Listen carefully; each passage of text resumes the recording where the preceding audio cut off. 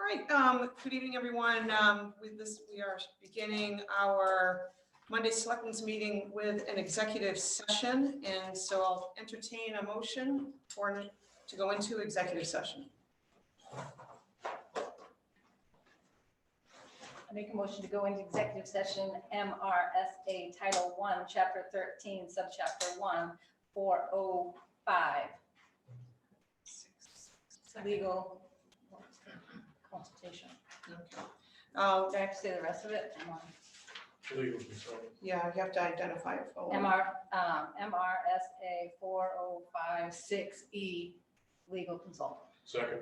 All right, so it's Shelley's motion, Steve seconds. All those in favor? And that's unanimous. It is 5:02 p.m. You want me to shut this door? Ready? Looks like this. All right, so we are out of executive session, and it is, what time is it? We're talking about. It's 5:58, and we're being recorded, and no action is to be taken. So we will begin our regular selectmen's meeting at 6 o'clock. No. Thank you. Hi, everyone. Come on in. We've got seats already out, so grab more folded chairs. And if you could please sign in, there is a sign-in sheet right there. We'd appreciate it.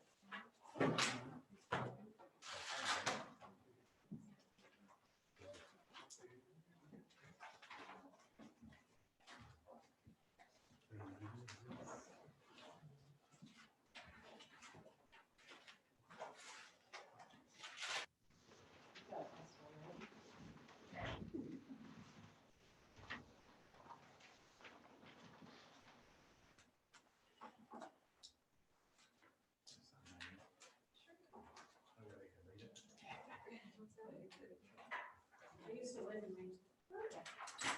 But we're not part of Maine.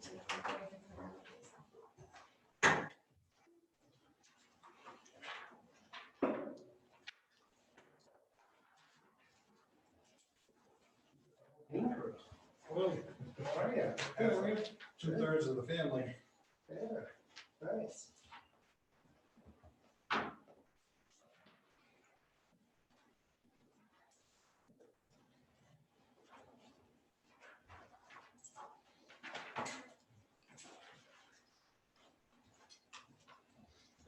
I met the guy that bought the place. He's super nice stuff. Yeah, he's really nice. He's good folks with you. Yeah, he's been coming up here a long time and looking for a place. Really interesting guy. He said it. Yeah. Some do some stuff I think with the foundation. It seemed really nice. I had a cup of coffee with him. He was at Nancy. Super nice guy. Yeah, I've been getting reports from Mary next door. I bet. Maybe you give me the play-by-play. I like Mary. We did a play together. That's what it says when she was.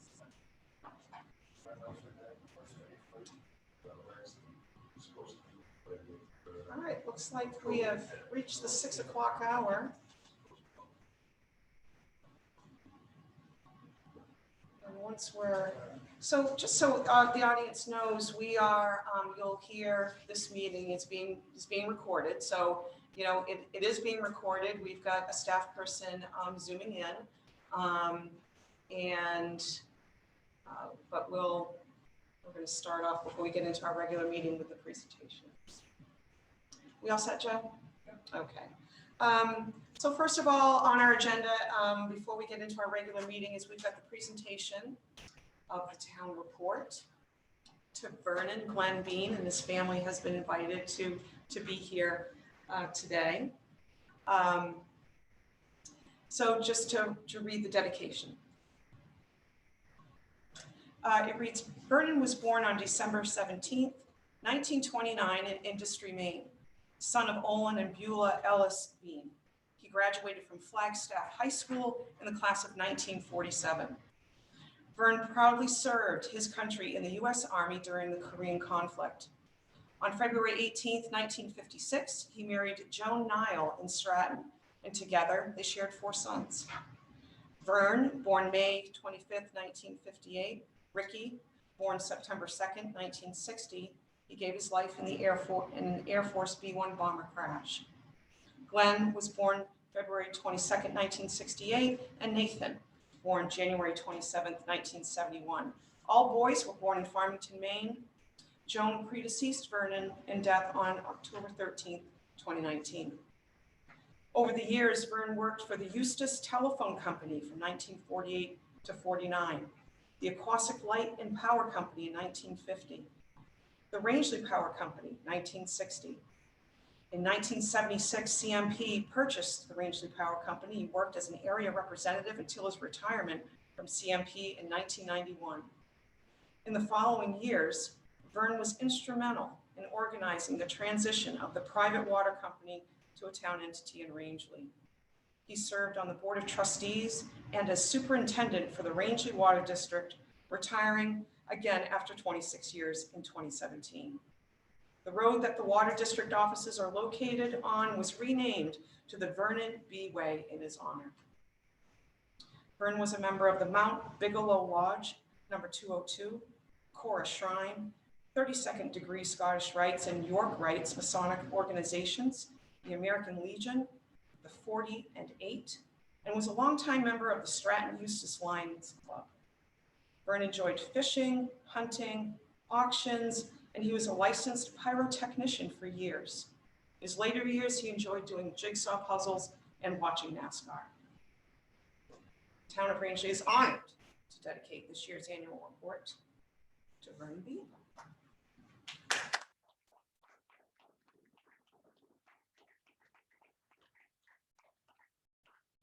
We have some reports to, we'll just hand you to pass around. So just what legacy he leaves and everything he's done for the town and the water district.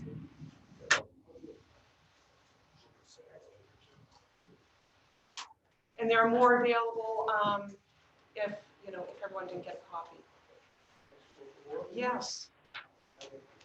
We'll do a little photo op, I guess.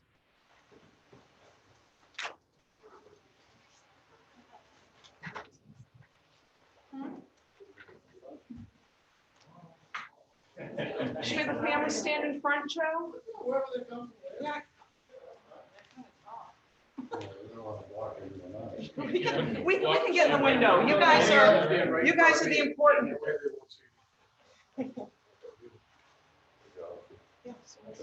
There you go. Move right in there. Goose, just kidding. All right. Smile. Oh, that's gonna be a great picture. Perfect. All right.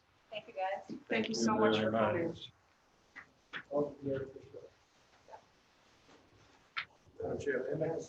Yes, please. Steve would like to just. Look, to the Bean family, I don't know if you all know this, but Nathan started his career here in town. I was on the board of selectmen when you first came on board as a police officer here. And I remember what your father said to you. Okay. Do you remember? There were several things. The ones that he said publicly. He was proud to see his son serve in the service, and he was even as proud, if not prouder, to see his son start a law enforcement career here in Rangeley. His dad was extremely proud of all of you. Proud citizen too. I love working with the guy.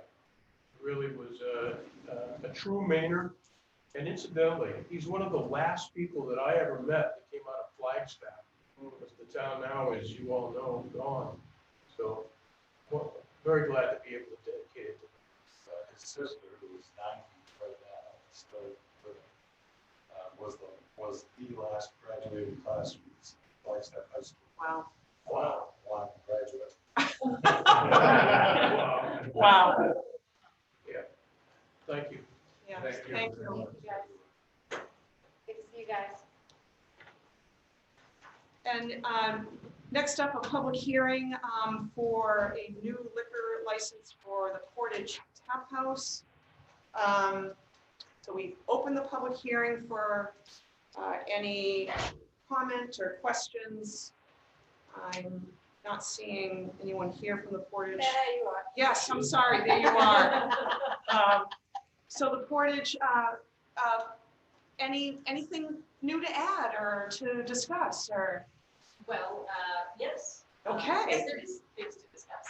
My name is Marisol Razek. My husband Tarek and I have recently purchased the Portage Tap House from Paul and Laura. Thank you. And so we are in the process of applying for liquor license. Hopefully over by the end of this month. Wow. Once the liquor license is hopefully approved. And Well, this is exciting, Marisol. it is exciting. Yes. So basically, Marisol, what happens is during this, we've got this information time, you're showing your face, they're explaining the reason for the new liquor license. And then later on in our under consent items, number 7, the vote actually happens. And so, so it doesn't sound like you're doing anything different. You're just going Just gonna to, just come in and see how she rocks and rolls. Yeah. And just, see how it goes for the time being. and then okay, go from there. all right, sounds great. So Any that's questions? clam pizza stays on Pizza's still there. Okay. there. That clam pizza is pretty good. Yes, Shelley. Did Tracy answer your question that you're asking about when you get the application? Yes. Thank you. All right, just want to make sure. All right. Okay. Any questions from the board? All right, I will close the public hearing. We move into our regular Board of Selectmen's meeting with the Pledge of Allegiance, and the flag is to the rear. I pledge allegiance to the flag of the United States of America and to the republic for which it stands, one nation, under God, indivisible, with liberty and justice for all. Selectman Schaefer had a school observation with his obligation with his graduating senior, so he can't be here, but we do have a quorum. We're going to start off with a brief moment of silence to show our appreciation for our men and women in uniform, and also for the deep sorrow of the recent deaths with the mass shootings.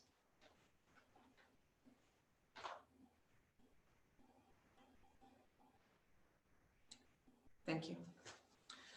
Our conflict of interest disclosure: if at any point during the meeting the Board of Selectmen have any conflict when are unable to vote on an agenda item, if they could please let the other board members know, I'd be much appreciated. Adjustments to the agenda. Other than Mike Sobolewski, is there anything else, Joe, that is an adjustment for the meeting? No. Okay. Mike, Hello. welcome. And thank you for getting the name right. Yes, well, All the time. Are you Mike Silverwood too? Yes, I am. Mike, thank you for taking the time to come.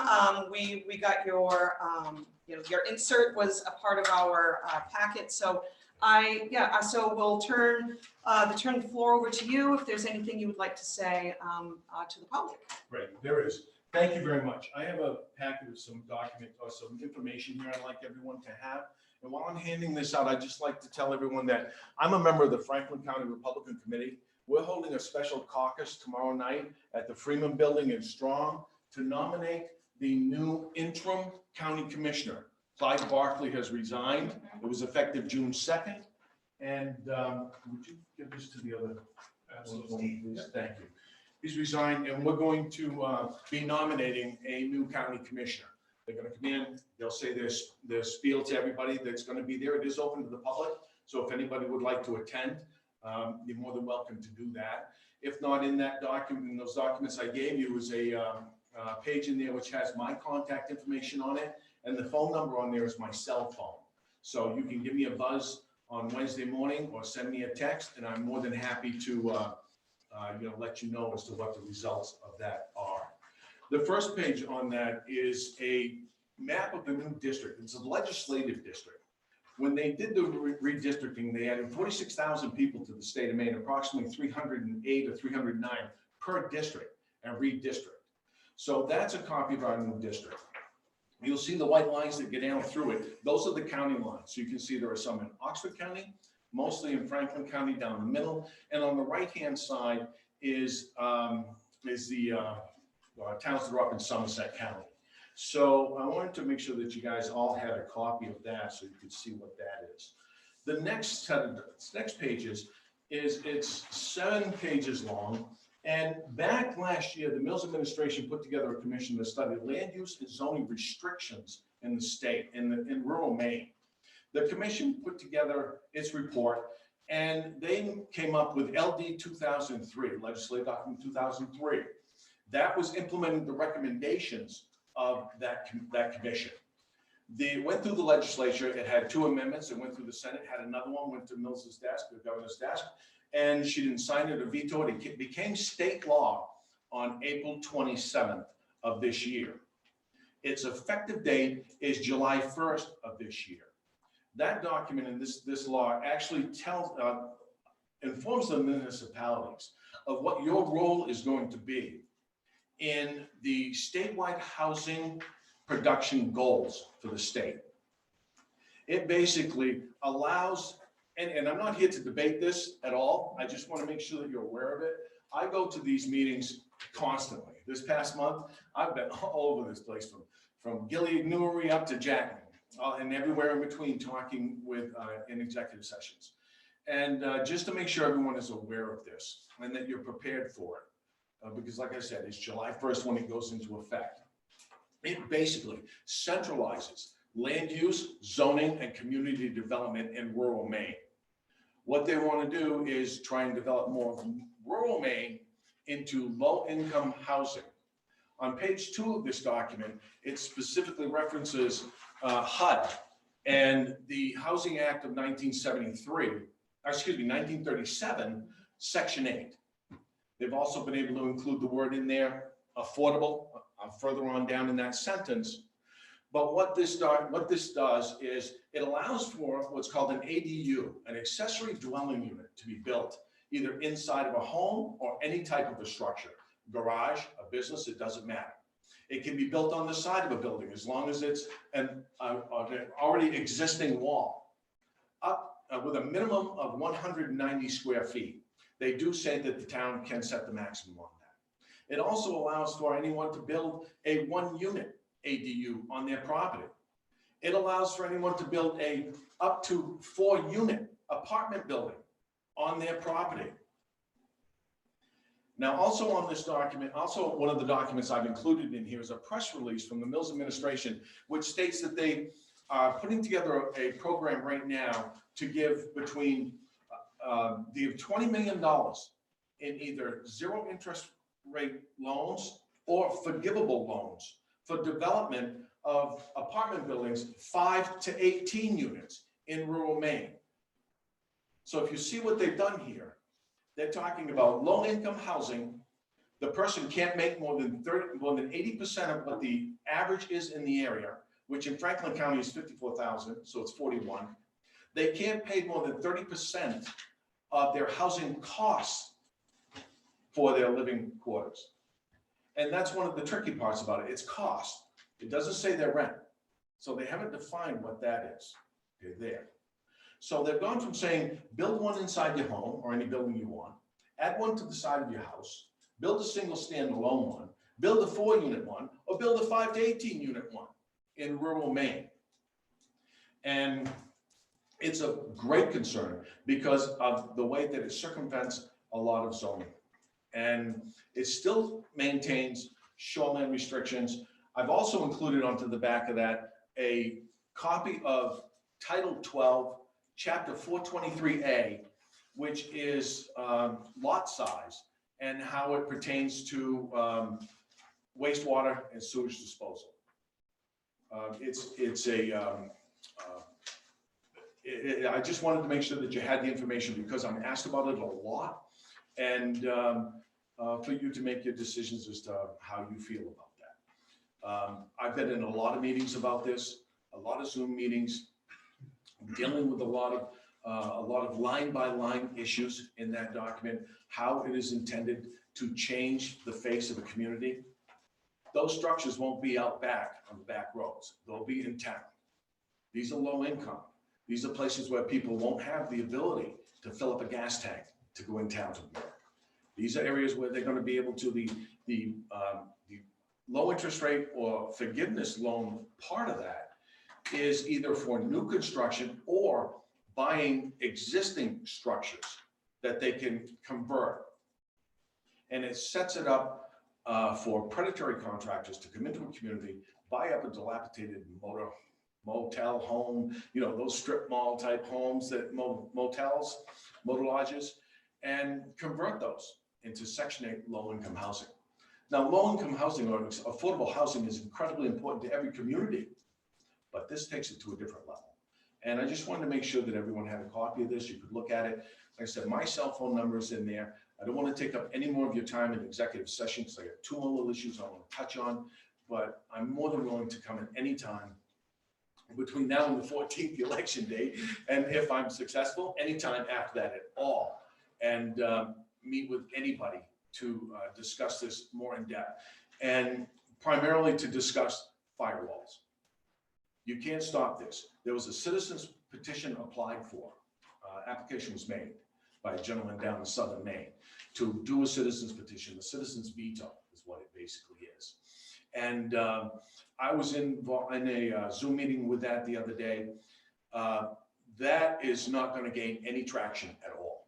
The intent there is to get the citizens petition going, to get it on the ballot for November 8th and do a vote on it instead of letting it go through session. That's what that is. They need 10% of the gubernatorial vote from the last election, which is 63,067 signatures. They're going to have to get close to 80, 85.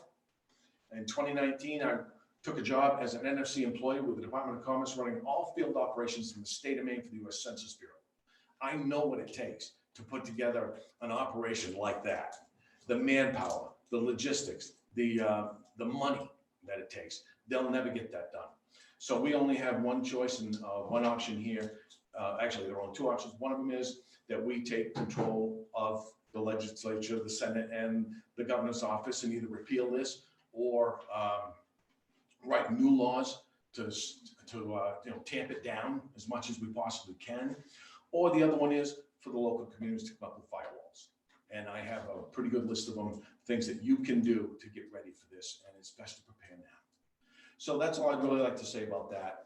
Another issue that's very important to me that I've been campaigning on is unfunded mandates. Anytime that the state wants to impose a mandate on a community, they need to provide the funding for it.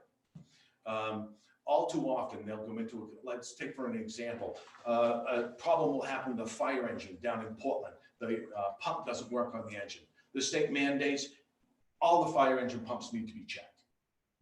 $2,000 a piece, $2,500 a piece. You got to get them done in 90 days, 180 days or something like that. It's something you don't get the opportunity to budget for, you can't plan for, it just comes right out of your money. If they impose a mandate on any community, they need to provide the funding for it. And if you go onto my website, MikeForMaineRep.com, it'll show a number of other issues that I'm very passionate about. And Parents' Bill of Rights, our language in our voting and our ballots is too jumbled and too complicated. It should be simple. CMP corridor, yes, no. We know what it is when the time comes. Ranked choice voting, yes, no. We know what that is. So, and that information is all on my website. And lastly, I would just like to say that I'm running for the state representative because I want to serve. This isn't a part-time situation for me. It's not a side hustle. It's not a part-time job. I want to serve. I have the credentials for it and I have the background for it. And I'm very involved with what's going on, not only in our district here, but what's going on in a state level to be the voice of our district. And it's incredibly important that we ask everybody to please vote on June 14th in the primary. And I would like to ask every one of you for your vote. So thank you very much for your time. Thank you, Mike. Okay. Madam Chair, I have a question. Yes, go ahead, Steve. Don't go too far. No, I didn't want to go over my time. That's why I said call me. Who are you bringing forward for Clyde's seat? That's a good question. That's what I want to know. What's that? Who are you bringing forward for Clyde Barker's seat? Well, that's a tricky situation for us. I like Clyde very much. I like Bob Carlton very much. Freeman Ridge Forestry, in Kingfield. He's been with us at our caucuses, at our social, Lincoln Social. He comes to our meetings. He's very engaged and very involved and very well liked. I met with Carrier Trucking up in Jackman last week, and they asked about Bob. How's Bob doing? You know, very well respected in his industry. He's my favorite. You know, he would be my guy. But on the other side of the coin, in the select meeting last week, Ray Gaudette, Selectman in Phillips, said he's throwing his hat in the ring. And he wants to come in, see if he can get nominated, and go through the process. They'll say their spiel to us. We'll go through, is a nomination, a second of the nomination. And then if there are more than one, it goes into secret ballot voting. So we'll see what happens. But my pick, Bob Collins. Thank you. So is it open nomination? It's open nominations. Anyone can go. And I've gotten calls from a number of people. That's the one thing about putting your cell phone out like that. Everyone calls. And I love it. But it is open nomination. So anyone can come, throw their hat in the ring, say, I want to speak. I want to see if I can get nominated and get second. When is that? Tomorrow night. Where? Is it Foster building in Strong? It's down by the White Elephant. I've never been there. Foster's building. Foster's building. Yeah, thank you. Okay. At 7, you said? 6:30 it starts. Yeah, 6:30. And everyone will be there. Yeah, I'm sorry, Shelley. Yeah. So I have a question in regards to the person that you're looking at. I mean, I know Ray is part of the budget committee because he's also a selectman. So he is more familiar. The person that you're endorsing, what position has he done for our county? Other than going to your meetings and stuff, I mean, has he been a selectman? Has he been part of the budget committee process for the county? I don't know, Shelley, to be honest with you, I don't know. All I know is from talking with him and knowing where his head is at and what he wants to do. And he's very focused, and I like him. He's personable, and I know that Ray is involved in a lot of stuff. He's been a selectman for a long time with us, but he's also a selectman for us. So, you know, this is an interim position until November 8th. Then on the election. One of the issues was with Bob, I believe, was that they weren't sure about putting him in as the interim because he is on the ballot. So they weren't sure. But I was told that the Secretary of State and the governor's office will accept whatever recommendation that our committee makes. Clyde was a Republican. It's up to the Republicans. Had he been a Democrat, it would have been up to the county Democrats to pick their person.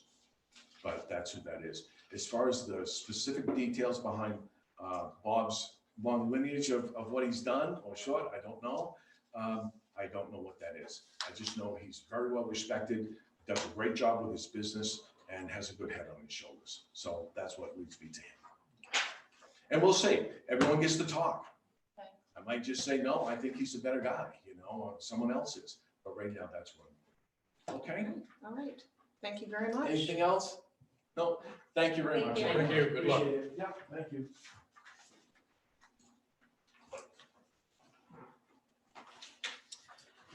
Review and approve meeting minutes from May 16th, 2022, our regular Board of Selectmen meeting.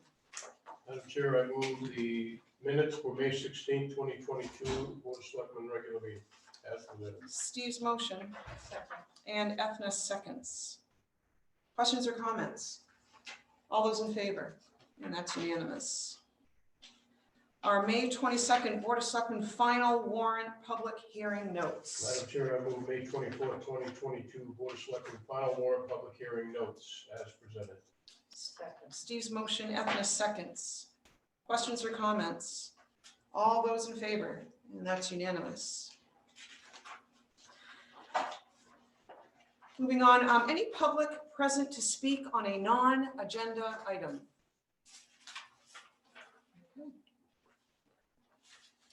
We've got, on to number 6, boards and committees. We've got May 4th meeting minutes for the ordinance, May 11th, planning board, May 17th, the zoning board of appeals.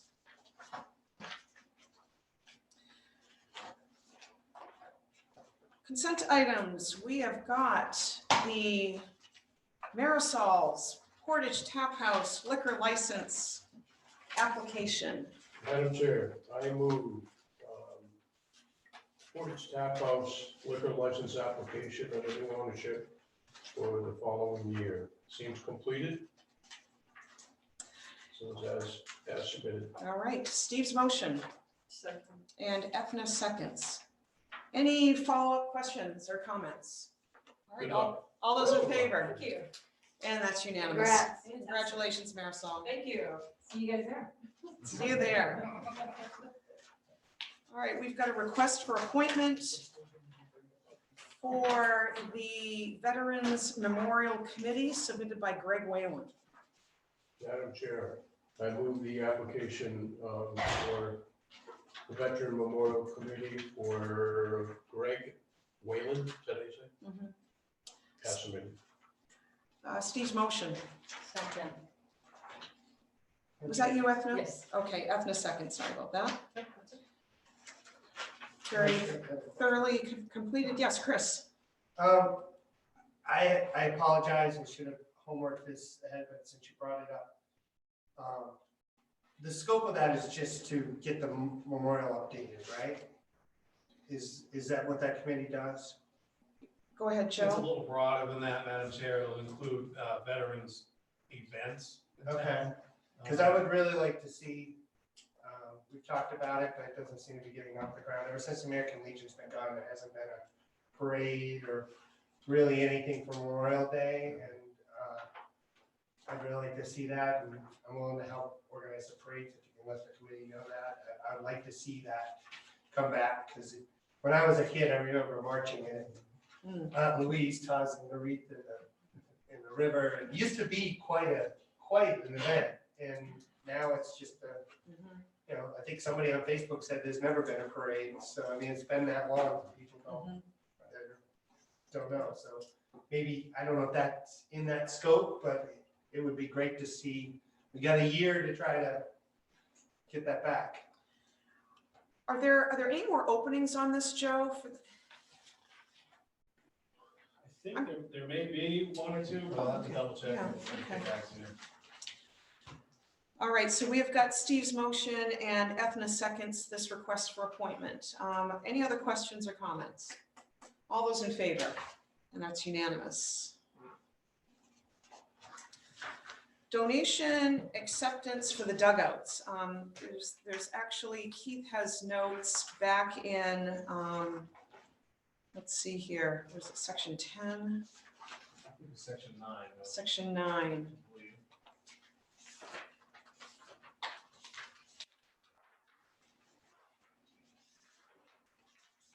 Donation number 7, material for construction dugouts in the ball fields behind the town office. Has been offered by Range Lakes Building Supply. Regarding donation included in the Public Service Director's update. Yeah, it's in the Public Services Director's update, right? I'll make a motion. Ken, you ready for a motion? Yeah, do we need, we don't need an amount, do we? The amount was not disclosed. Madam Okay, Chair, okay, But I believe it's more than $1,000, so it should be you that accepts it. I'll make okay. a motion. We accept the donation for the dugout from Range Lakes Building, dugouts for the Range Lakes Building Supply. Steve's motion Second. and Ethna seconds. Any other questions or comments? All those in favor? And that's unanimous. Thank you.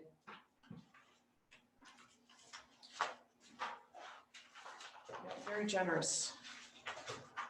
We don't have any correspondence, so we move on to old business in section 9, and that is Fire Department Engine 3. We've got Northeast Emergency Apparatus comments regarding or consideration of the replacement of Engine 3.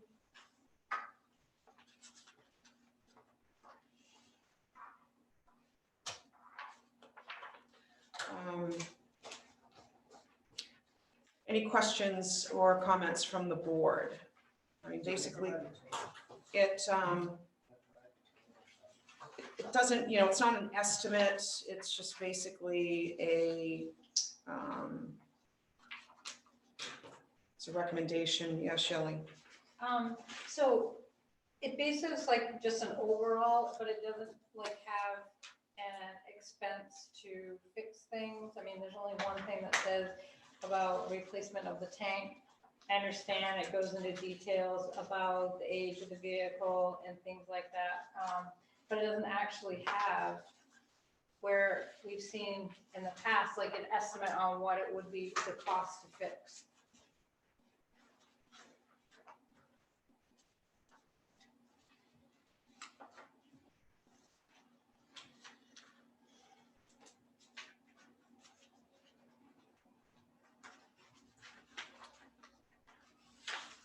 Yeah, I don't think the board has ever said that, no, they can't replace engine 3. Right. The ongoing discussion has been, what's out there for used equipment and to be, a used apparatus and to be updated on that. I don't think we haven't said no, we're not going to replace it. So I'm not sure. Yeah, I'm not sure why we have this. Guess I'm.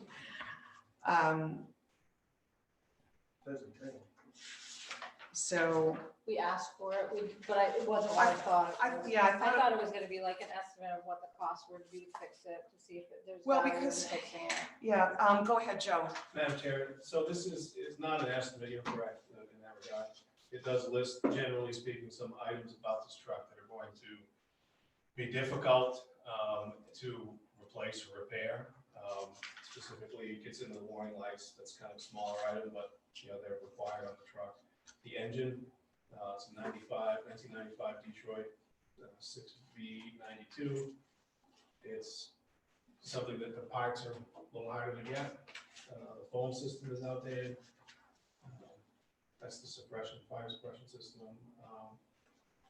Those are the highlights, and then as Selectman Lowell pointed out, the tank, that does have an amount that could cost between 15 and 20 in the event of a failure. So it's not an estimate per se. It's just to say these are items that should concern us as we get to the end of the life of this truck. They're not preventing us from using this truck right now. They're not issues that are causing it to be out of service at this point in time. But they're things that over the next few years we should be paying attention to. Is this the same company that does inspections on? I would assume they get inspected just like every vehicle. Yes, they do get a state of Maine inspection commercially, annually. But this is not the company they may do that service. This is a company that will do kind of soup to nuts with the fire truck, the valves, the tanks, the safety apparatus, all that stuff. Any other questions before I go to Chris? Okay, Chris? So I just briefly looked over that report, but it didn't really have much to evaluation. I know that I compare fire engines a little bit to school buses in the sense that they're frequently used. You have to come up with a capital plan and they cost a lot to replace. So I would think it would behoove the fire department. I know when way back with Rudy, I remember him coming and doing a presentation to all the region. Selectman went in, he went right down through all 5 trucks and said, this is a useful life, this is how many more years we think we can get out of it. It was really clear and broken down. And we had Jeff LaRochelle did that actually with Sparky on the school buses, and we get that every year in the facilities, and we go down through and say, okay, yeah, we can go another year, or we can go a couple more years, so we can start planning long-term financial planning. So while that report maybe doesn't have a lot, that particular one, it might make sense to do it with all of them, so we don't get hit with $700,000 or $800,000 that comes out of left field on some of this stuff. So I would think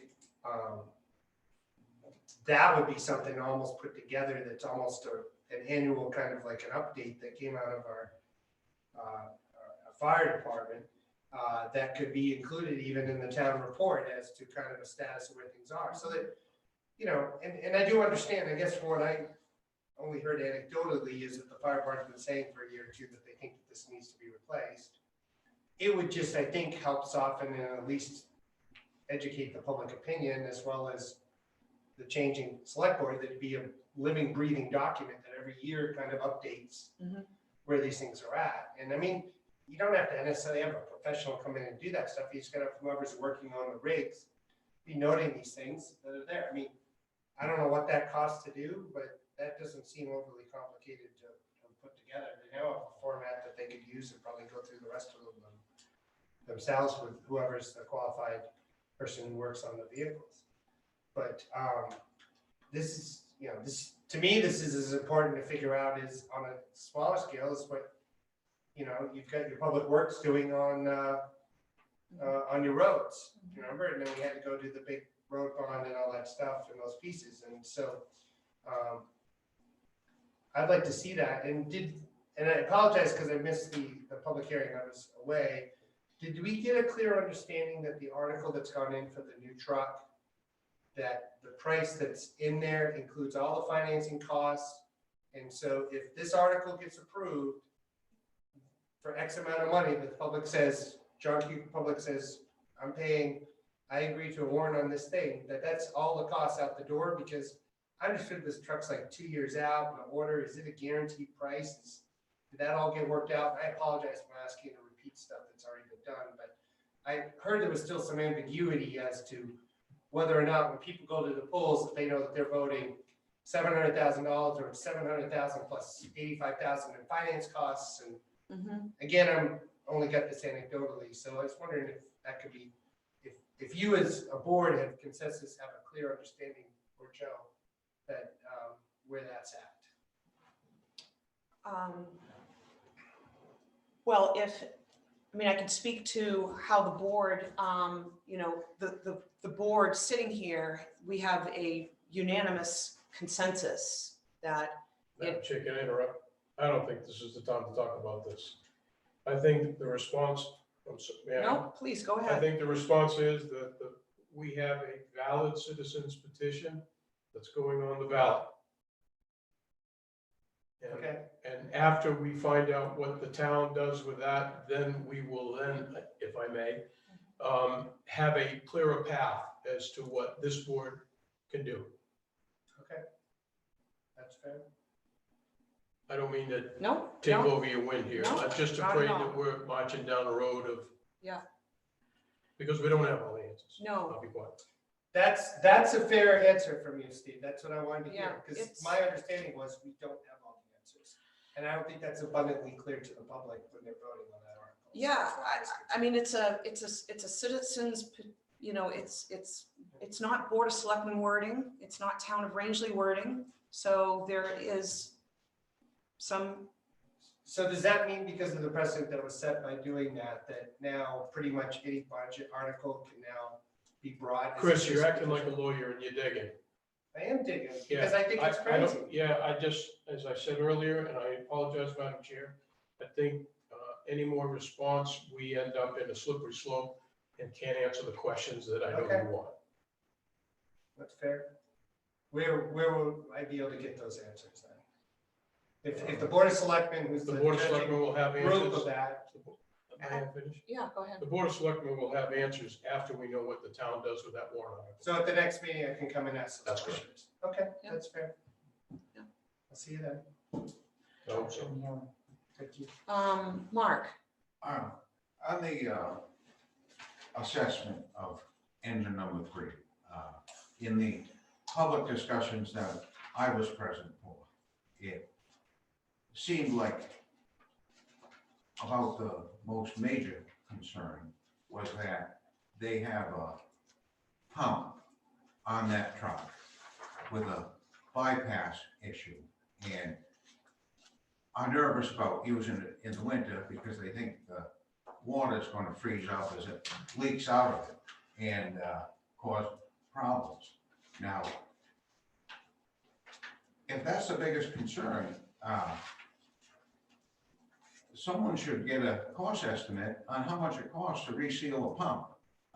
People that own logging and construction equipment deal with these things. Everything's got hydraulic pumps on them and things like that, and replacing the pumps are sometimes $30,000, but you can get a O-ring and a seal kit for, for a couple thousand, and then hire someone that's trained to do that for a few more thousand. So it would be nice to know if the biggest problem there can be solved for several thousand, and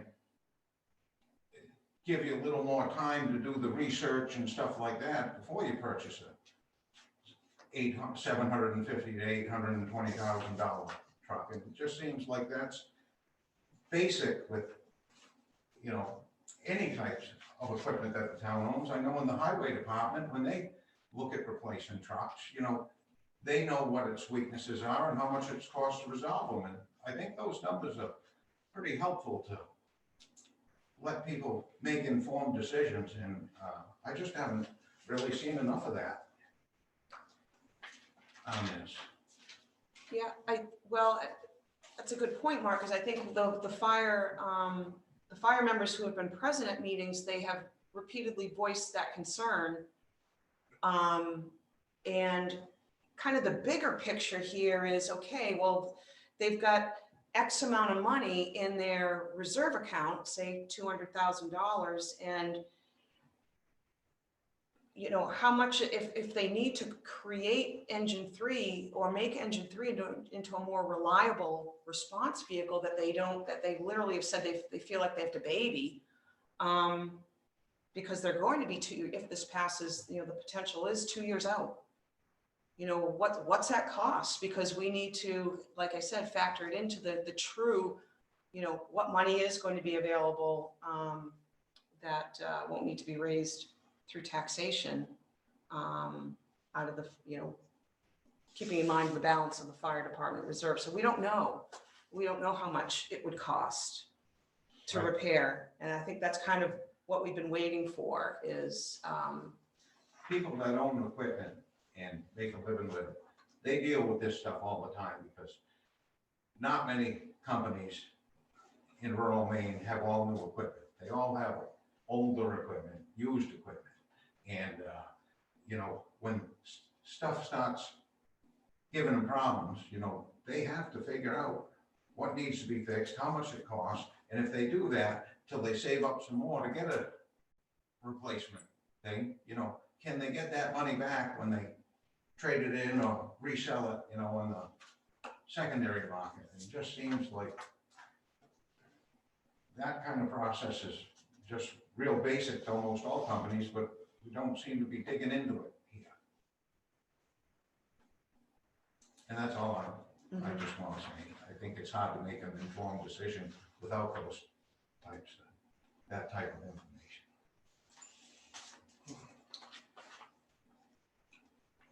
Any other questions or comments on this report?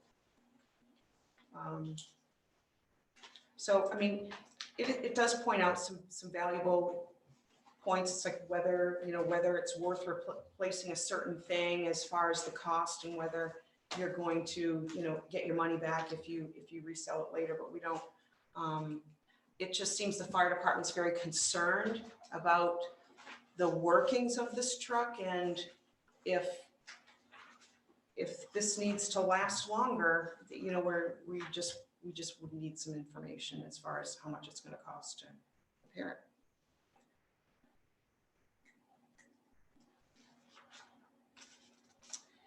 it. And so if there's nothing else regarding engine 3 and the Northeast Emergency Apparatus report, we'll move on to warrant article information.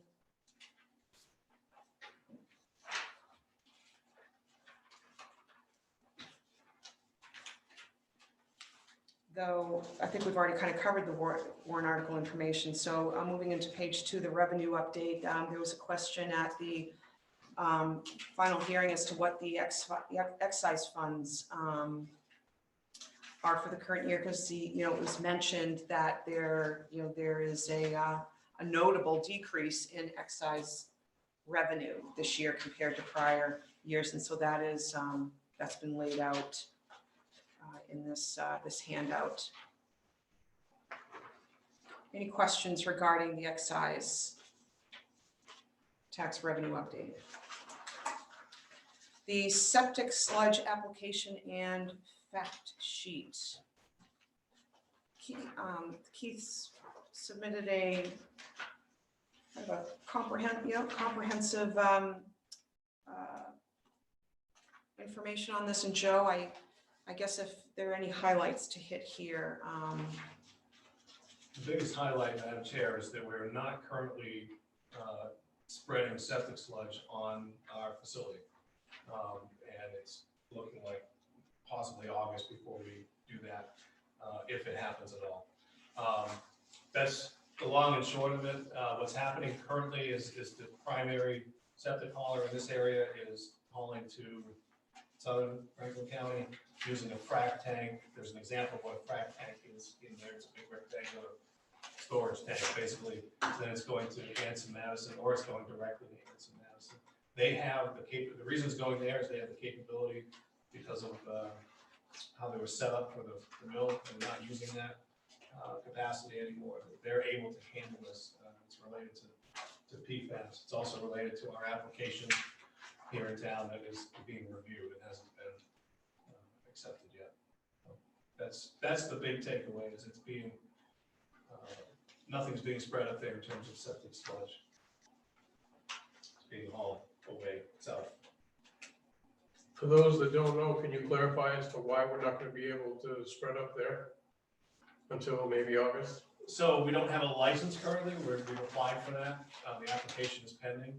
And then the caveat is that there's some concern with DEP about PFAS, the forever chemicals. That's kind of complicated the review process. They're waiting for legislation to make that clear. After what happened. Yeah, based on what's happening in central Maine and other parts of the state. Places that had septic sludge spread of them, mainly farm areas, but some other areas are developing or have accumulated those chemicals in their soils. I'm not saying that's happened here. I'm just saying that the DEP is working, waiting for a directive from the legislature and the governor's office to figure out how to proceed. That's part of the puzzle. The other part of the puzzle is we are waiting for our application review. Go ahead. Is there an indication that the application will be denied? I do not have that indication, no. I don't think that it would be denied, but I think we're waiting, again, on that legislation to know exactly what the parameters will be of the license. Yeah. After reading this and recognizing what's being printed about farmlands and the sludge that's coming out of the mills and, you know, decimating farmlands, I don't think we even fit into this criterion whatsoever. We don't have milled waste to take care of, and we're not a farmland. It's specifically designed for sludge dispersal and hydration. The town has been granted this permit for many cycles. Yeah. And that's not to say that, you know, I disagree with you. I'm just saying that, you know, it's been approved. Right. Well, my concern is the cost it's going to generate now for everybody hiring the services of the septic company, what they're going to. And this is going to be a high volume time frame where they're going to be, again, they just bought a restaurant, these people who just left, and all of a sudden the costs have doubled. You don't budget that kind of thing in. I know because I just had experience in something.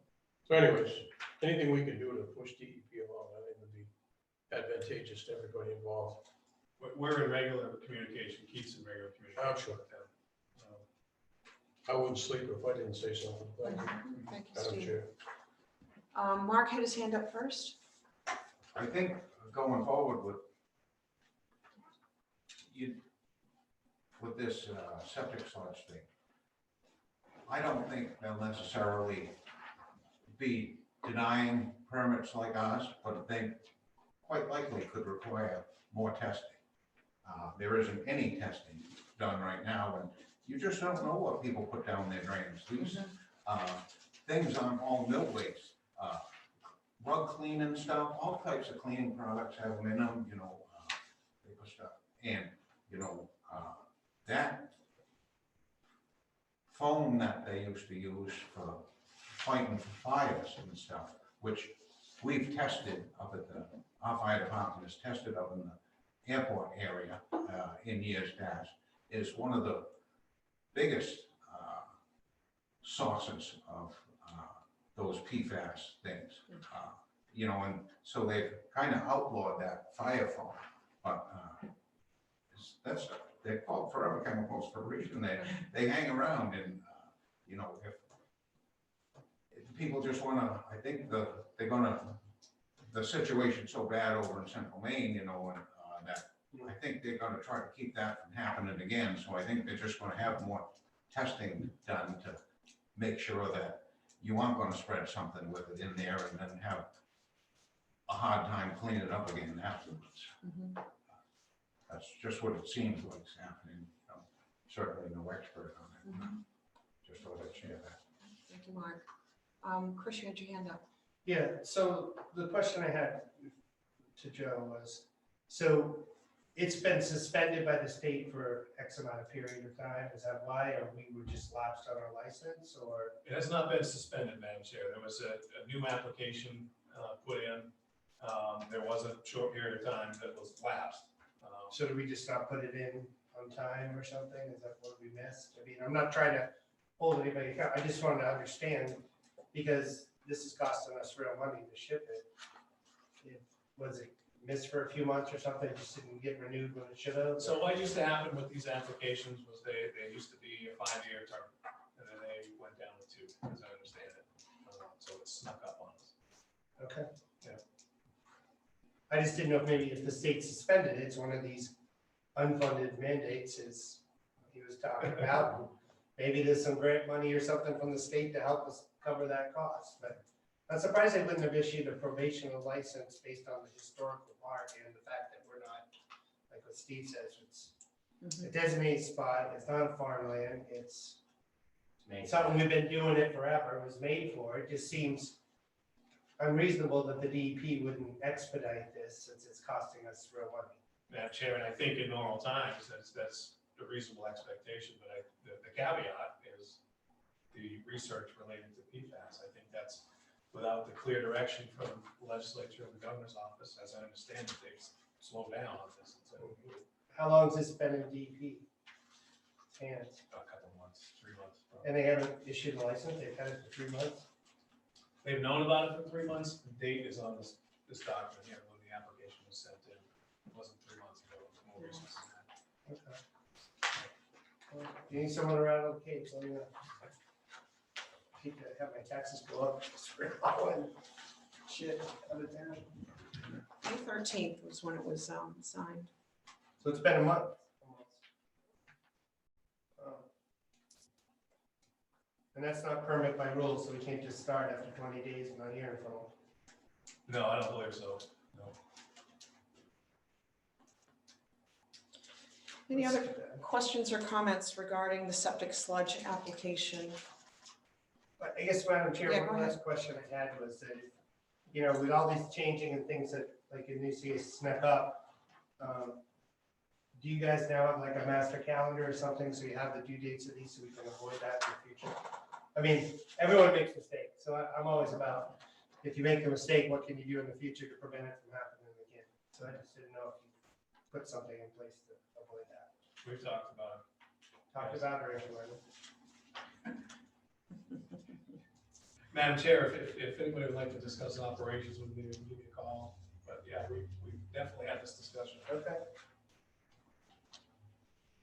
All right, if there are no other questions or comments, we move on to the Economic Development Consultant contract. And you can see that there are, well, for one thing, Joe has notations regarding the economic development contract at the bottom of page 1 of his notes for the selectmen's meeting. And then Daryl has laid out A through D of proposal options. And I guess if we take no action, then basically his contract lapses as of June 30th.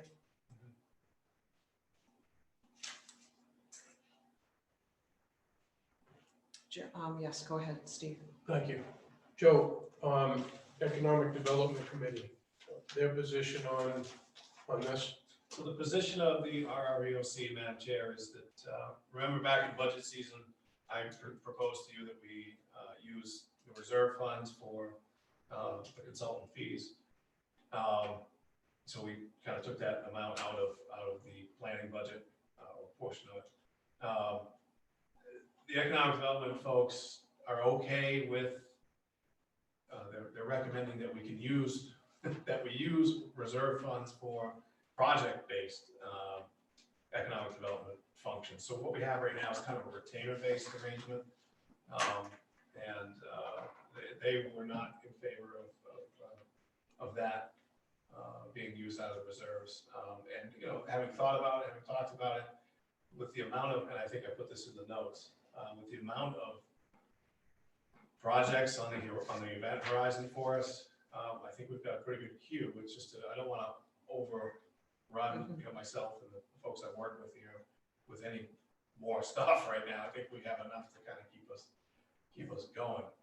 So I'm comfortable for a year using a project-based. What I mean by project-based is we have a grant that you're particularly interested in. We can ask what's going to cost to have somebody help us with this grant, or what's going to cost for, you know, to have somebody help us with this particular project, this component of this project.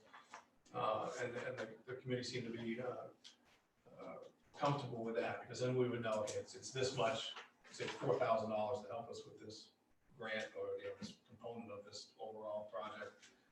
Then you know what the outcome is going to be and how much it's going to cost. So they were comfortable with that, and I'm okay with that for the next year. You know, I think we could get by that way. Like I said, we've got enough projects queued in right now that we're going to be pretty busy as it is. Thank you. All right. Yes, Ethna. Really quick, not seeing that as part of Daryl's, is that something he's not interested in or something that was not proposed to him? Madam Chair, something that I've discussed with our current consultant several times. So he's not several different interested in it. occasions. I would assume no. Yeah. So. Now, what we can do, if that's an approach that's okay with the board, I can release an RFP for, you know, on-call or project-based services. I was kind of thinking about whether I was going to do that or not, because some of these things may be less than $5,000. You know, just find out 2 or 3 people that can do it, give them each a call. So I would certainly give him a call if I had one of those items and say, "Are you interested in it?" But I may also call, I would also call other folks that I know and say, "Are you interested in it?" For under 5,000, obviously according to policy, if it's more than 10, it would be an RFP anyway. But yes, the current consultant is very aware of what the wish of the Economic Development Committee is. All right, so any other questions, Shelley? So, for Franklin Economic Development, is that something that's funded by the county? I just know they changed it, so everything is fundraised. I would have to double check. I get confused on it, because when I first got here, it was one way, and then it was, I think the county is contributing now, but I'd have to double check on that. I think when the county stopped doing a lot of those donations, I think they were part of that, and I can't remember if something changed from point A to point B. So are you asking that because they would be a possible resource? That's what I'm wondering. If you look at it.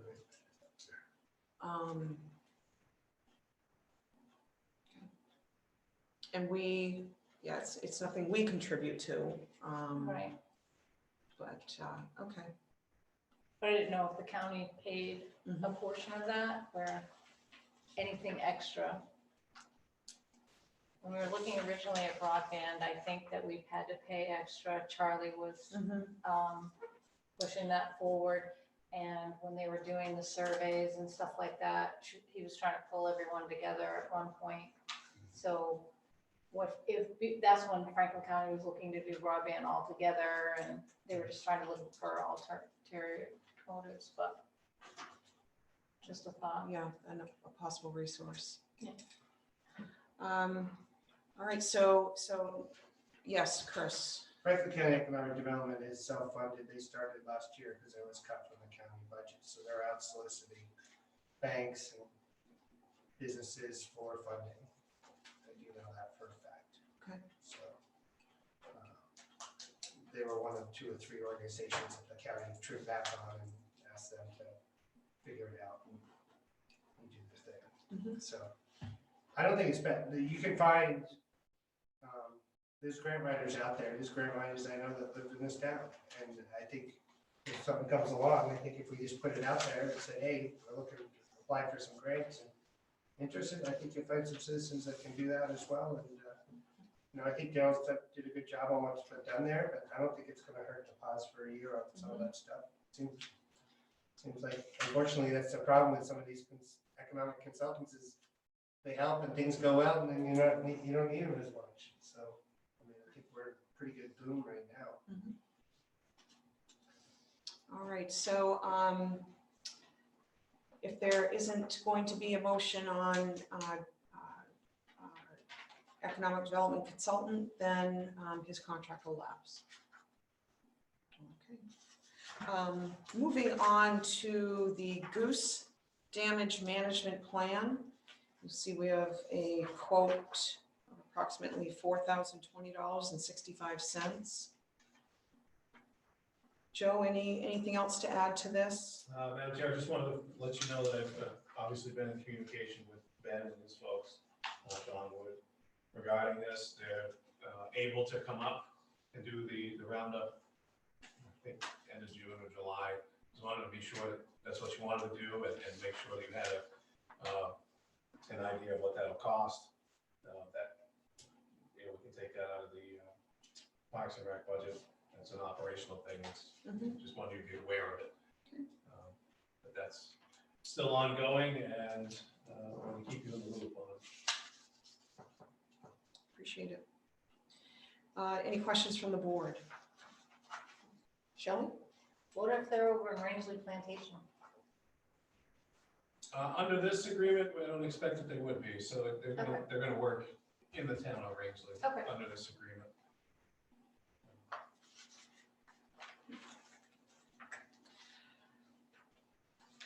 All right, we move on to new business. And first is the legal retainer. Freddie had proposed a retainer agreement. And Joe is recommending selecting this retainer agreement for fiscal year 22-23.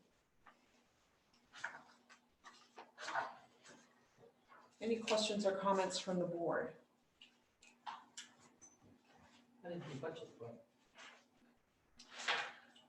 Budget, how do we budget for Did it? we budget for the retainer? It's included under the selectmen's budget and legal Right, that's services, what legal yeah. services is, but which way did we budget for it? So it was budgeted, I believe, at 35,000 total. Mhm. So the retainer would be 24,000. There is the possibility, Madam Chair, and the retainer agreement does spell it out, that there may be special circumstances that come up. Litigation is not included in that retainer. So there is a possibility, even though it's $11,000 less on the surface, there may be other items that pop up that fill that gap. And I think, a couple of things that come to mind, ordinance reviews. Now, ordinance reviews are not going to be, I don't expect them to do the entire chapter 38 in 2 weeks for us under a retainer. That will be one of those special arrangements, but if we poke away at it, poke away at smaller ordinances, I think they can do that. I know they can do that under a retainer. It's kind of one of the things we've talked about. So, and then, various questions that come up, various phone calls that won't be itemized at the hourly rate. Included under the retainer. And as you know, it doesn't take long to add up to over $200 an hour. Any questions from the board before I go to Chris? Okay, Chris. Do we have an analysis of like the past 5 years of what we spent, which would have been billable hours versus that? I know that they sometimes don't provide that to us.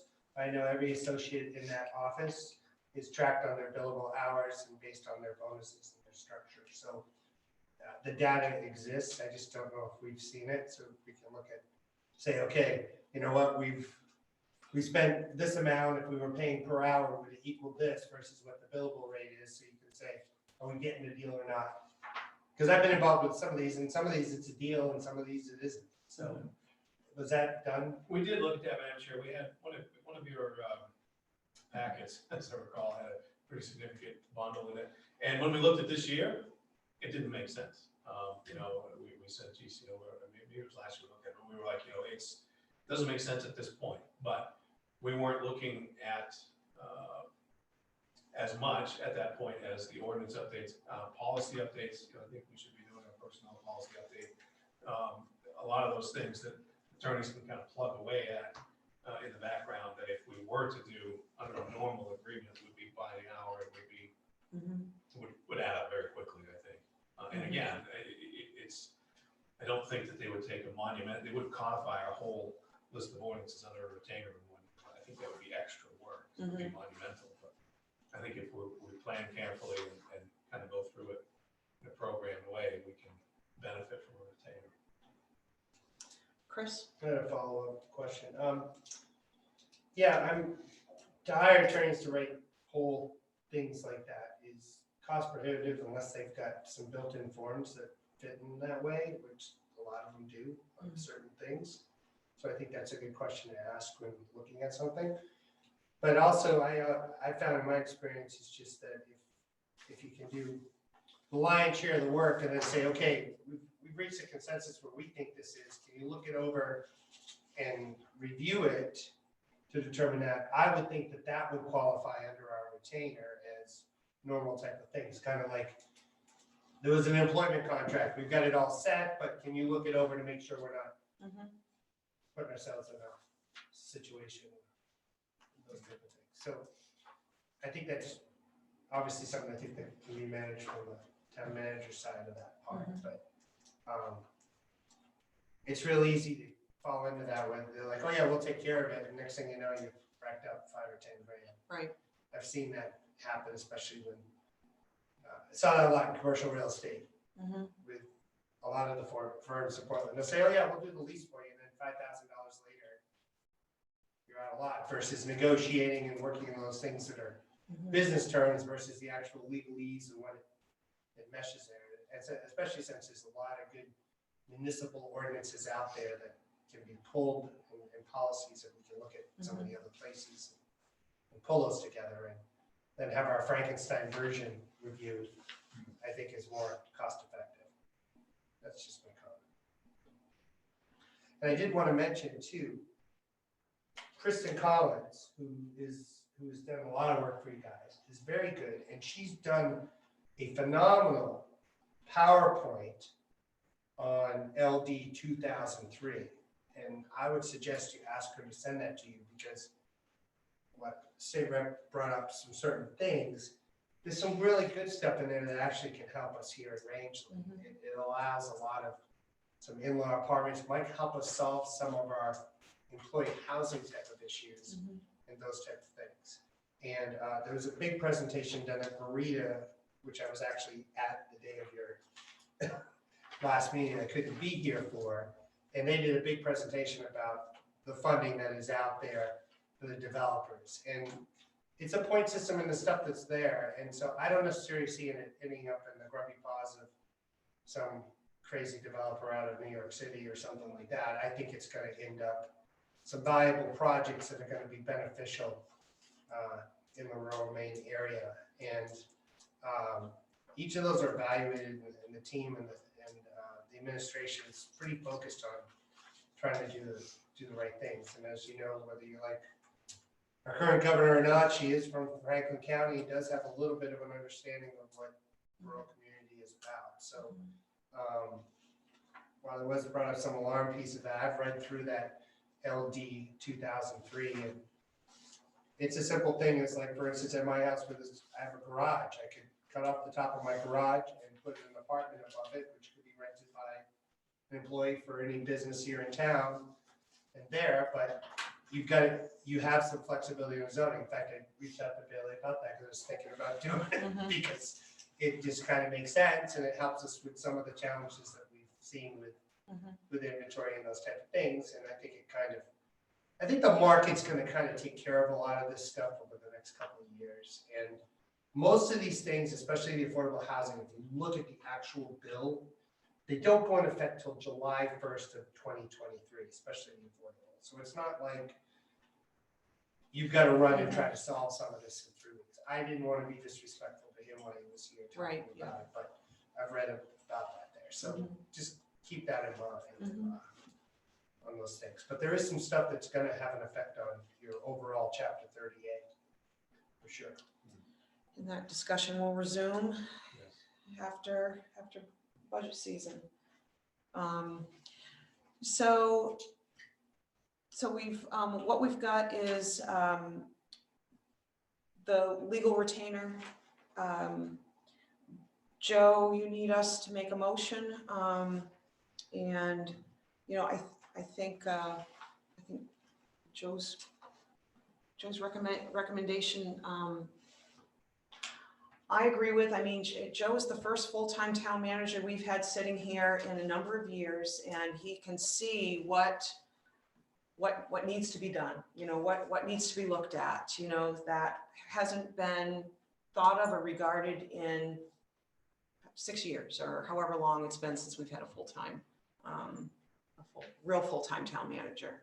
And so if a retainer agreement is looks good for this current next year, then I would support a motion.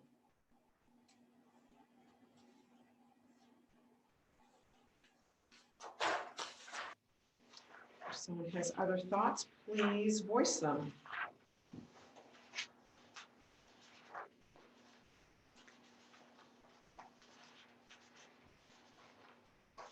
Go. So do we have something from them that will say that it will include doing the zoning? I didn't see where it said specifically one thing. So what happens if it changes and it becomes more in depth? Does that then not cover, what doesn't cover the retainer if they reach a certain point? Like what? That is not spelled out in black and white. I know what you're asking. These lawyers, they look at it. Yeah, well, again, I think, you know, as Chris said, you know, if you've got, we've got them reviewing an ordinance that is covered, it says right in there, Right. ordinance review. If we're expecting somebody to literally take a 80-page ordinance and rewrite it, I don't think that would fall under a retainer in a month. I don't think that would fall under a retainer. Now, if we said, can you do this over next year? It might be over next year, but that would be by agreement with us, if that makes sense. The language says reviewing and drafting town ordinances and amendments as required. Says that is covered under the retainer. Just saying. Yeah, though. Always Anything was. Well, again, outside the scope of the retainer is listed at the top of page 2.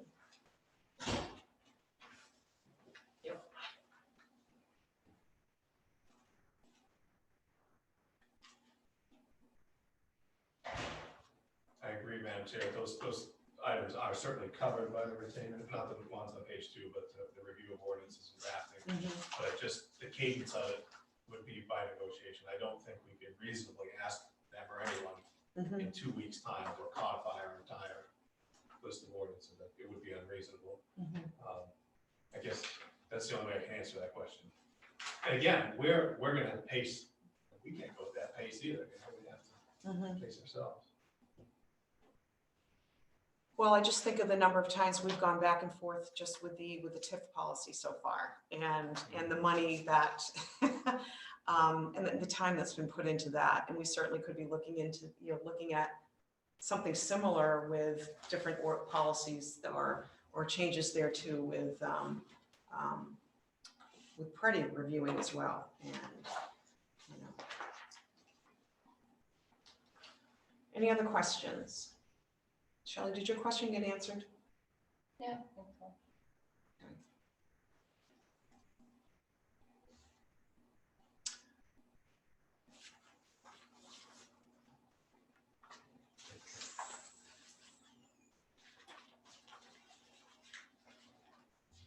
And am I correct in assuming that this amended agreement actually needs to be signed by you, Cindy? That is the way it's presented, Madam Chair. Yes, it looks like that is the case. And put you up. Oh, I'm sorry, Steve. I just happened to notice that it looks like this document needs to be executed by Cindy. Probably, I just wanted to make sure we were aware of that before anybody made the motion. yeah, probably because it's in the selectman budget line, legal Could be. services perhaps. Last time, Madam Chair, you voted to, when you voted to accept it, you voted to make the signature line at me down there if you look back. Yeah, I that's had what to you- correct it, and then I signed it. But Yeah. Either way, as long as there's a duly authorized vote. Yeah, you're right. The agreement for attorney services previously was signed by Joe, which probably should be again.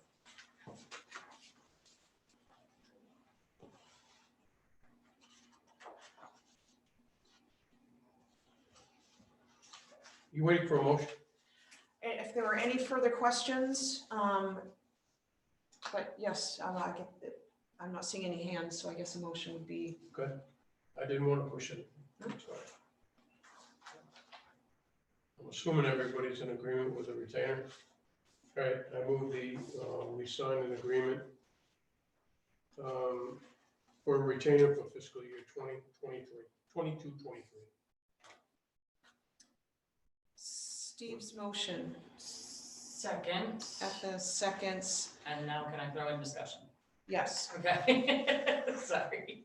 So I understand that the previous one was signed by the town manager. What, do we know why the attorney put to be executed by the chairman? And I'm only asking because I want to make sure we execute the documents correctly. And if the motion should be amended to say, as executed by Joe Roach, being duly authorized by us. It's your pleasure. You can sign it, the board can sign it, the chair of the board can sign it the way it is, and that would be complete. I'm only asking because the attorney put you down as yeah, the signatory. which, yeah, I have no idea why. Other than it's in our selectmen budget. It doesn't matter to me who does it, I'm just saying. This is how legal presented it to us. Right. I'm not confused. Clarify to me what you want the amendment to sound like. I don't know that, I mean, I don't know that there needs to be an amendment unless you want one. My point was that legal presented it to us with the chairman of the board as the signatory.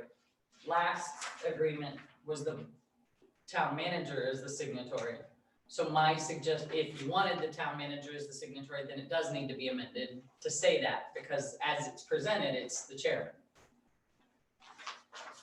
But if we don't care who signs the document, then we can just vote to have it signed, executed as presented by the town attorney. Jill? I thought last time that we had changed it so you could sign it. Correct. I agree. Yeah. You did, I don't recall. Because it the says reason. right on there duly, Yeah. it says duly authorized It by doesn't vote of matter the to me select either way, board of honestly. selectmen. Yeah, I agree. I'm gonna leave my motion as it is. That way you'll be able to sign it. Yeah, it doesn't, it's fine. You all have a burning desire for me to change it? No? Okay, move the question, Madam Chair. All right. If there are no other questions, all those in favor? And that's unanimous. Thank you. Swim dock update is the second item in new business. So Joe notes a portion of the swim dock at the town park is closed for evaluation of ice damage. That was the note on Thursday, or whenever I wrote this last week. Now the water is kind of receding a little bit. Keith and I were talking today about whether we want to leave the entire thing open or possibly close the entire thing, while we can either make repairs or do whatever we gotta do. The portion out that I'm aware of, the L section, lost the, I want to call it a rim joist, but the piece of wood that goes on the outside. Part of the cribbing. Yeah, it came off, it's soft, and it came off, and the ice this year kind of pushed that portion in. So the L portion concerned me then. Now I've got that the water's receding. I'm kind of concerned about the whole thing. So the intent originally was just to give you an update why it's closed off. I put a little note on Facebook. Now this is one of those issues. I'll segue into kind of the bigger picture now. I know we've talked about this since I've been back. You know that it's something that we've got money in reserves for in terms of repairing the swim dock. That's the L-shaped permanent structure now there.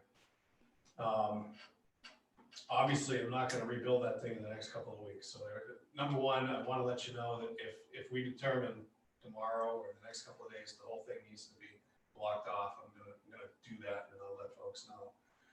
That's number one.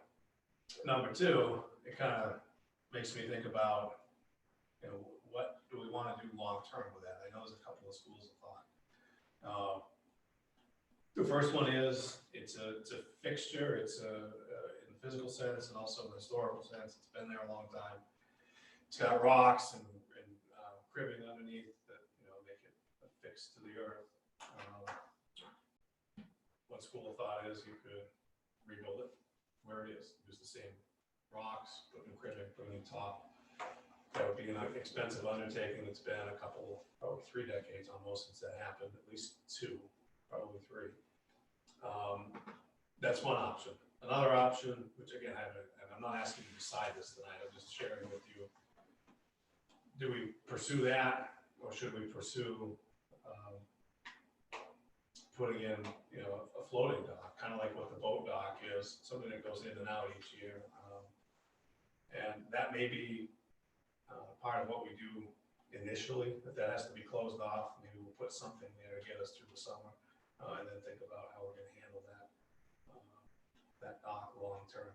We do have money in reserves. I'm not looking to do it right now, but I do want to think about, is it going to be a fixed structure, or do we think we want to remove and dispose of that and just put in down the road something that's temporary or removable, not temporary, but comes in and out each year.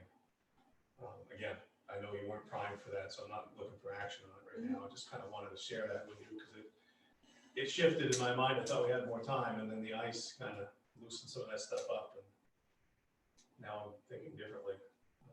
So, number one, I want to let you know part of it's already closed. Number two, there may be more portions that are closed coming up, and we'll figure out, you know, what the alternative will be. All right. Yes. I just have a quick comment. It's currently a permanent dock with cribbing and rocking. Okay, so you're already too late in the season to fix that. It has to be done while the water levels are still low and there's still ice. So if your intent was to maintain it as a permanent structure, we're already outside the window for this year to get that done. And I only know that based on years of watching my husband repair permanent docks. He's one of the only people left in town who repairs permanent docks. Yeah, we're going to continue our assessment Yeah. with what needs to be closed off, but I really want to have at some point in the near future, have a follow-up discussion on what, do we program something for the fall when the water's low or next spring, something like that. But I think it really focuses around, do we leave it as a fixed structure, or do we remove and dispose and put in something temporary? Shirley? Did we get a grant for, the last dock we had was a grant, right? Parts of it were, yes, I can't remember the details on it. But, yeah. We do have, as a complete and total sidebar to this, we're going over end of year stuff and things we have to clean up in terms of purchases. One of those that's programmed for this year is an extension, a couple of extensions actually for the boat dock. I think they're 5 by 10 each. So there's a possibility that in a pinch we can, instead of putting those there, you know, we can put them as a swim dock. It's very preliminary. We haven't worked that out yet. we're thinking about it. Obviously, public safety is a big issue there, so. Just wanted to get you a little. And ask you to be thinking about what you and your constituents think about the dock that's fixed there. Is that a part of history that you want to preserve, and that's one approach that we could take, or is it something that doesn't make any difference anymore? I don't know that answer. Well, it's good you give us a heads up. Yeah, Shelley, you have another. I guess I'd like to run on the boat dock to see how sturdy it is, because you see kids running on that all the time. So if there's any break in between, like I know with the dock my parents have, it's not permanent. And so there's always some give in it, whereas that dock is solid. It always has been. That's true. Yeah. Mark. Steve Filbert has a lot of experience repairing Well, thank you. permanent docks Yes, he does. after the ice goes out. And I was just thinking about that situation and wondering if the public safety issues that, I haven't seen it, so I don't know, exist that, some fascia boards and replace planks and things wouldn't make it safe for this summer's use. That's one of the things that we're evaluating. It's not in real great shape underneath there from what I can see, but we're evaluating that. I wouldn't want to put a ton of money into that, but that can.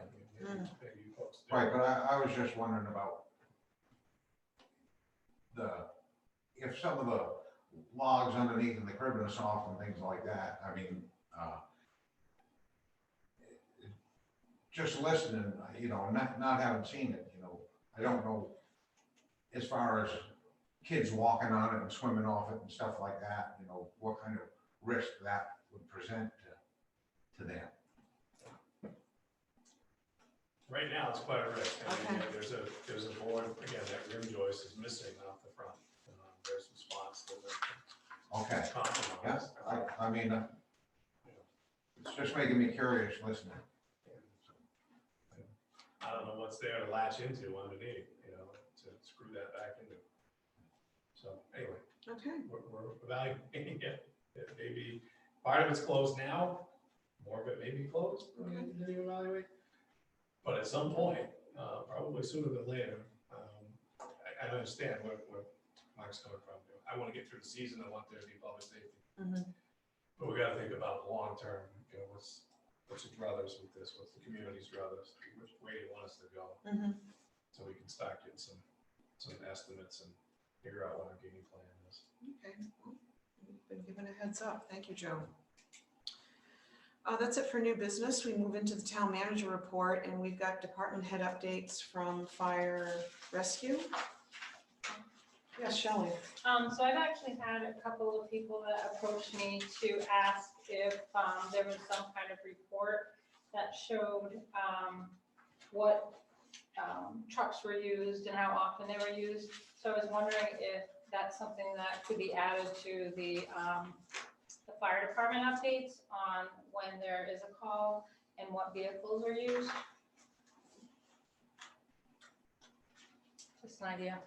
Fire rescue report. So what time frame are those folks asking for? What's that? Sorry. What time? What time, I'm sorry, Madam Chair, what time frame were the interested folks looking for? Or is this just going forward? Just going forward, that's what I'm Okay. saying, like going forward, then it would stop those questions. Okay.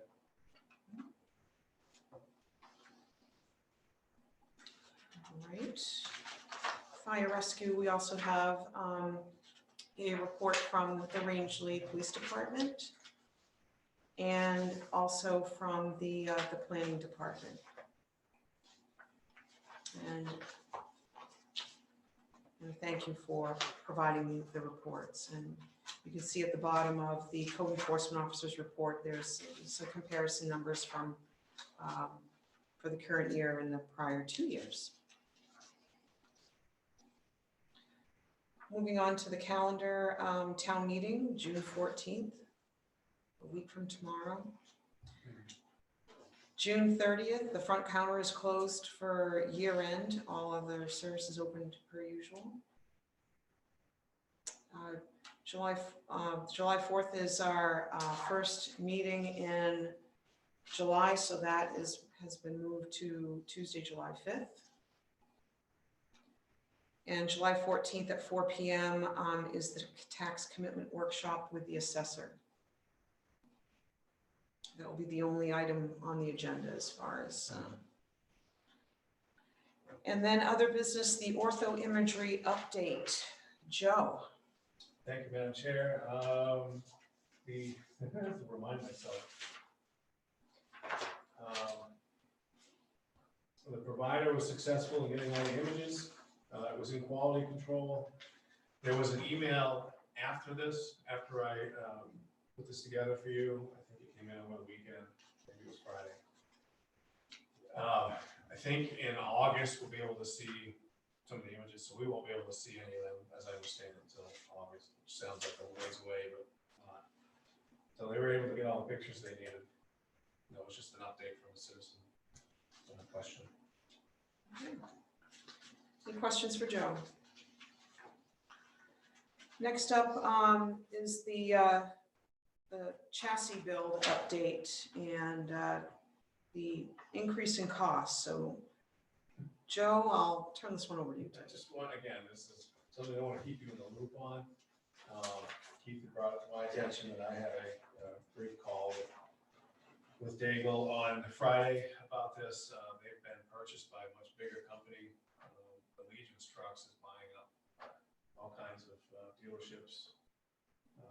That's one part of it, but the real reason for the increase, as I understand, is prices are going up on just about everything. So there's surcharges for the components.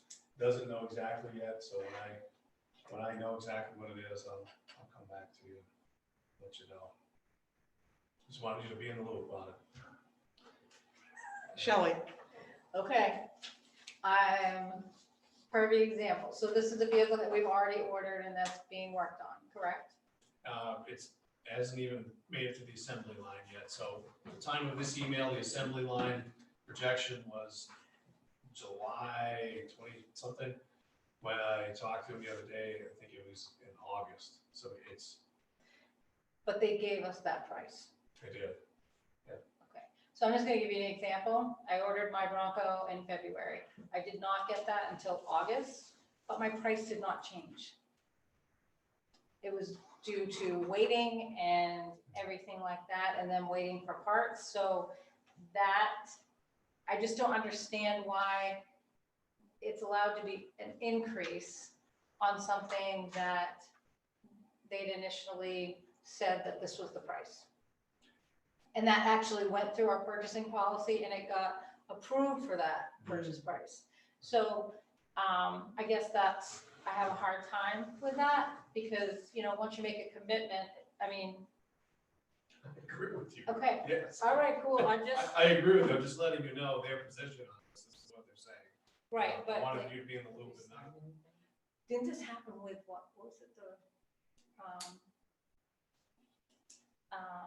the transfer station, where they wanted us to relook at their contract, because this is almost the same thing. Mr. Borgat brought up the best point when they were in times of good time, that they give us some money back. Absolutely.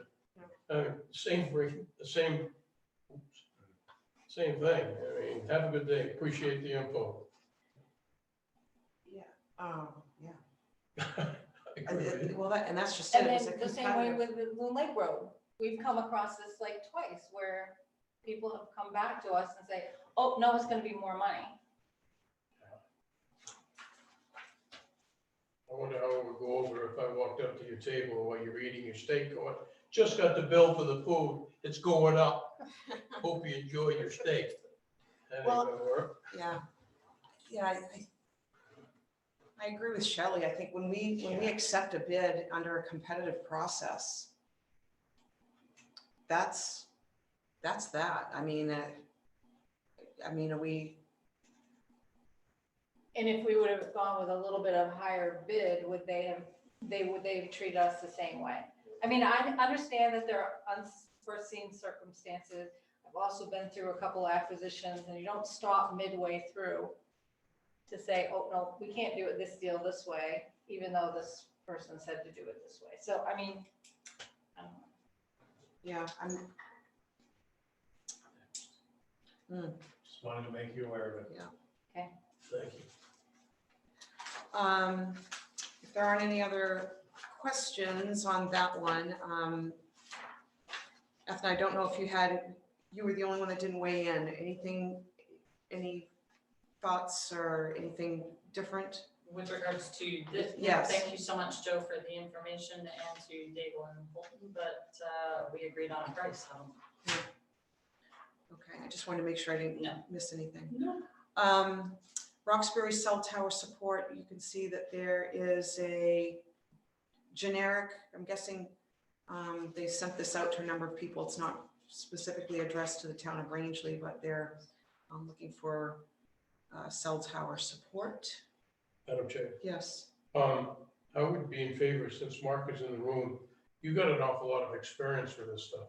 Mark, would you be able, willing, to maybe give them a hand? And I would just tell them to look into FirstNet, which is the, after 9/11, US government entered into a contract with AT&T to build this FirstNet cell tower system, which is the primary purpose of it is to give a dedicated channel to first responders in rural America.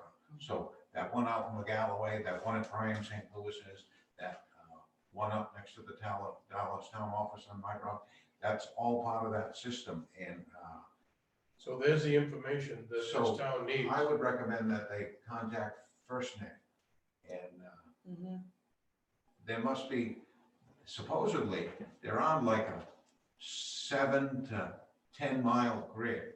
And if there isn't so there shouldn't be too many big voids for them to do this. So somewhere down in the Roxbury area, they must be location, they may be on the back burner because maybe of their low population or something like that, but they're pointing out they have high traffic area and a lot of dead zones, which they do.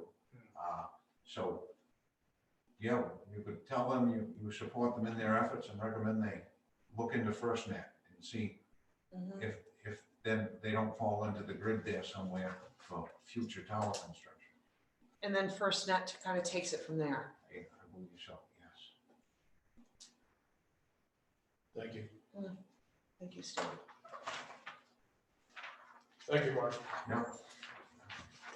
Maine DOT plan for electric vehicle infrastructure deployment. It's a mouthful. And that was Joe in his notes says he emailed the board a link to Maine DOT site for their infrastructure deployment. Public comment on the plan is open until June 10th, which is this Friday. Yeah, Madam Chair, there's a short video. It's a chance for you to kind of hear what the chief engineer has to say, and then there's a PowerPoint underneath it that talks about the priority routes. Those are routes, I think, going up through Eustis is one that goes to Canada. I think Jackman is one because they're through. Rangeley is in the plan. Rangeley's in there somewhere in the middle as a destination. And when you get to the destination page, we are the first town on there. So they've got us in there, which is good. And we're up there with all the heavy hitter towns. But it's a chance for you to check out what the plan is with the DOT for electric vehicles, and then put some comment in if you want to. You're not required to put in comment, but if you or some of your constituents have comments, it's a good way to plug that in there. Make sure that Rangeley is identified as a place that is interested or not interested, whatever the public comment is. But the DOT has identified us as a destination. Okay. Question. Yes, Mark. Do those comments go to you? No, they go to the DOT. They're public. Because when I get reply to the email, because I watched the thing, and your email address came up. Oh, yeah. Yeah, so I sent a couple quick comments to you based on the town situation, not on Right. the federal government. And I don't know if you got that or not. I saw one from you, yeah. Oh, okay, all right, so that's where, Yeah. so it went to you and not the state, that's. What if you replied to the email? Probably replied to my email. Anyway, yeah, it's, when you go into that link, you have to, if you're going to give comment, you have to, I don't know if you can do that anonymously, I don't know. But you go in and your comment, the public's comment is intended to go to DOT directly. Yeah. So Okay. if you have trouble with it, just give me a call and I'll see if I can help you out with it. Yeah, Shelley? In regards to the town of Roxbury, do you need a motion or something for us to have you create a letter? No, I can do it.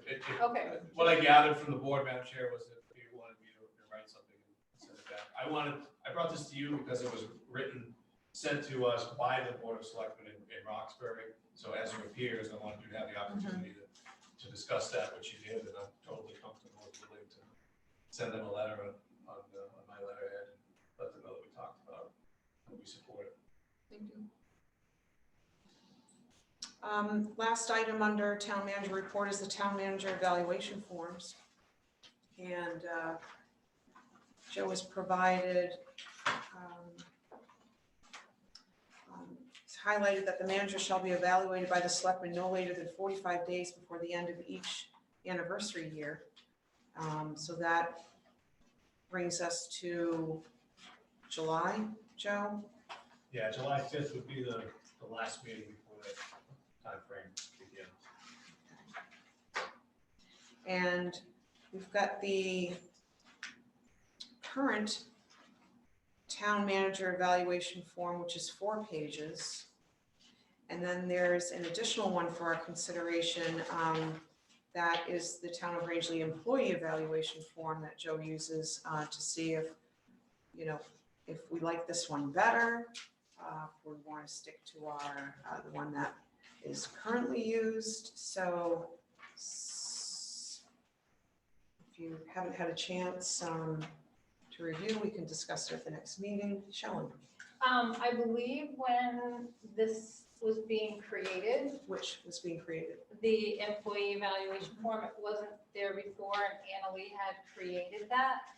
And the town manager position didn't really fall into a lot of those categories, so that's why this one was created. If I recall correctly. Because it's just a little bit more in-depth and other than the Excuse me, the current one's more in-depth? this one's more in-depth, where it leaves more for individual personal things other than just checking the boxes. Because we tried this and it didn't really go, and then you had some NAs and you had to add more things, and we didn't really know what category to put them in. So that's why the creation of this one was. The one that we currently use.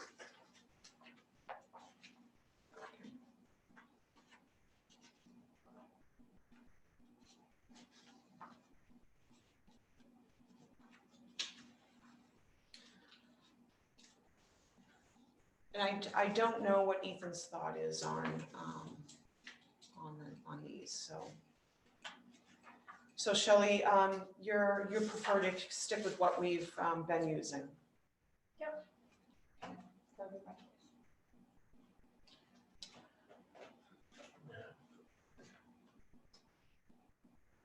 We can discuss this at the next meeting if it's preferable. But we will need to decide on one form to use. May I make a Yes, recommendation? yes. Go ahead. I think Ethan should have some input on this. However, I do believe that unless he has a burning desire to change it, we should be able to pick tonight. I'd like to lobby a little bit for the second one. And let me tell you why I'd like to see this one here, which is the comment page, managerial comments on page 2. This one here, in my opinion, allows us to spread our wings a little bit with this format than it does with this one. You're right, this is more specific, but it doesn't allow opportunities to venture out into another area where this sheet does. I don't want to get into specifics because then I'll be pinpointed on what I want to say with something, and I don't want to do that. Okay. But I'd like you to think about that premise before you make a motion. Well, I thought we were gonna wait for Ethan. Yeah, would be good to get Ethan's input as well, since he's been through the evaluation process and how, so. yeah, Okay. we'll- I mean, I'm all happy to make a motion based upon Ethan's agreement with that, or wait, whatever you'd like to do. Anthony, do you need more time to review and put some thought into which is preferable, or? Unfortunately or fortunately, whichever way you want to look at it, I think I do, only because this will be my first time actually being involved in the process. Last year, I had a difficult time being an active participant because I was so new to it. So I would like to look at both formats and kind of gauge what's going to be simpler for me to go through the process. Okay. Thank you, Steve, for your input on this one, because I don't know that I would have looked at it that way. Yeah, the longer we wait, the farther out it takes us into it. Yeah. The chairman has asked me to submit an evaluation for just the reasons you mentioned. Any new person coming on may or may not have a great deal of experience with Joe Roach. So with your all acceptance, I'd be very happy to do that. Absolutely. So Shelley? And I would ask that if, in the evaluations, the many that I've done throughout my lifetime, if anyone rates somebody other than meets expectations, it should be, or meets expectations, or needs improvement, or those items section, those should and have to, this should be explained. So if someone's exceeding, there should be a reason and given examples. So then that just shows more appreciation to the person that's getting the review. So that's all I'm saying for reviews. All right. All right, so we'll revisit this at our next meeting. And since Joe's review won't take place until July, we still have plenty of time to get her done. Yeah, Shelley. If there's a way that we can actually do it, with Steve still here, I would like to push that. can't. You're gonna do it in executive session. I can't be a member of that. What's that? I can't be in an executive session. Well, that's what I'm saying, if we could actually get the review done prior to. I'll hand it to you. I'll hand it to the chair. Is it one? We can have Madam Chair, I like that idea, because I'm interested to know what the thoughts are. We could do a part one of that review in executive session on the 20th, if that works for the board.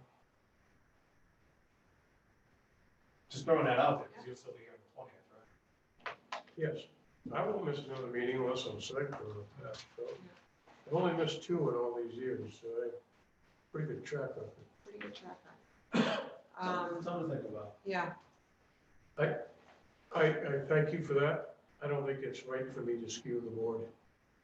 I'd like to give it to you, and then when everybody else has their opinion, you can read what I have to say. And if you want me to do a sit down with Joe before I leave, I'd be happy to do that. okay, I think that's.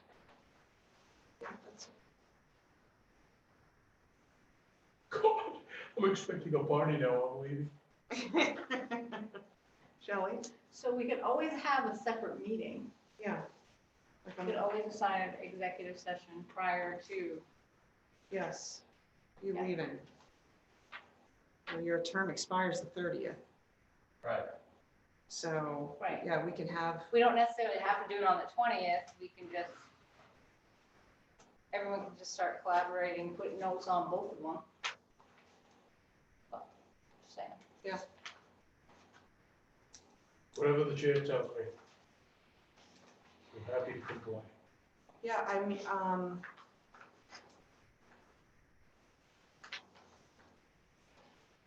Would it be helpful, Madam Chair, if individual members thought about which form they prefer and then email me directly and I can tabulate that? Yeah. Provide it to you and then Yeah, you that's- can. I want number 2. I'm not gonna email you. I want number 2. I want number 1. all right, we have a vote for number one. Yeah. All right, so, and I'll update Ethan as well, have him email you, a preference. Right, then I would be able to tell you Yes, which one to form fill was out. chosen Yeah. informally, Yeah, and then you could do that, and that would allow you to meet with me in executive session with the 20th, if that were your preference. okay. All right, sounds good. There's nothing else for the town manager evaluation forms. We'll move on to select board communication. Steve, do you have anything? I do, Madam Chair. All right, Number 1, I don't know if all of you follow Facebook and all that nonsense, the public, what do you call that stuff, the public, whatever it's called. But Saddleback Mountain's regime has changed. Mr. Shepherd has resigned. And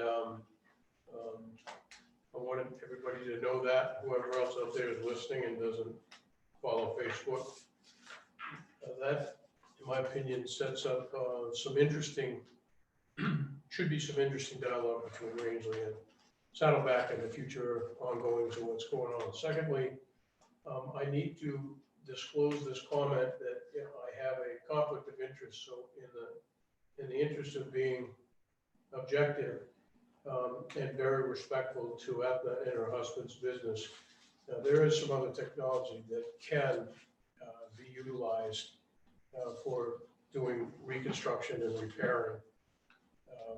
And my son owns that company. I am a part of that corporation. So there is a conflict of interest. However, you should know that there is capabilities out there with BMC diving, commercial diving, and companies just like that we should be speaking to meet and address the needs that Mr. Borgard brought up, which is public safety. So although I think you should enter that conversation with one of those companies, it's imperative that we make it safe. I did have a telephone call from a concerned citizen who berated me for a long time about our treatment of town employees. I don't know where it's coming from. I couldn't elicit that information. However, I want to go on the public docket that says that I do not and have not experienced with this board or previous boards any mistreatment of employees. And I take exception to the notion that any one of the volunteers that sit in this room, and I say we're volunteers because what we get paid is peanuts for what most of us put in. I don't like it, and if it comes back to you, Joe, that a selectman was a tiny bit irate on the grocery store steps, it was me. And I'd be very happy to stand up one more time in the public and say that. I'm proud of all of them. So that's it, Madam Chair, thanks. all right. Shelley, anything? So I just have a few things. So one of the things, Selectman Philbrick wanted the clarification on the wording of the budget questions, possibly posted with the warrant. Were we able to get that answer? It was in regard to the school budget. I'd have to check on that. Okay. And then from the last meeting notes, I'd asked if UMF has a planner degree or internship program? I sent an email within a couple of days and have not heard back. Okay. So I'll circle back with them. Okay, let me know if They you do don't have- find out, because I've got some contacts down. They do have a community, something like that. Yeah, it's research, it's community development or something. Yeah, sometimes they can make it a class and then then the kids do the internship after the class, so. Yeah, I haven't heard back from them. I'll circle back. And let's see.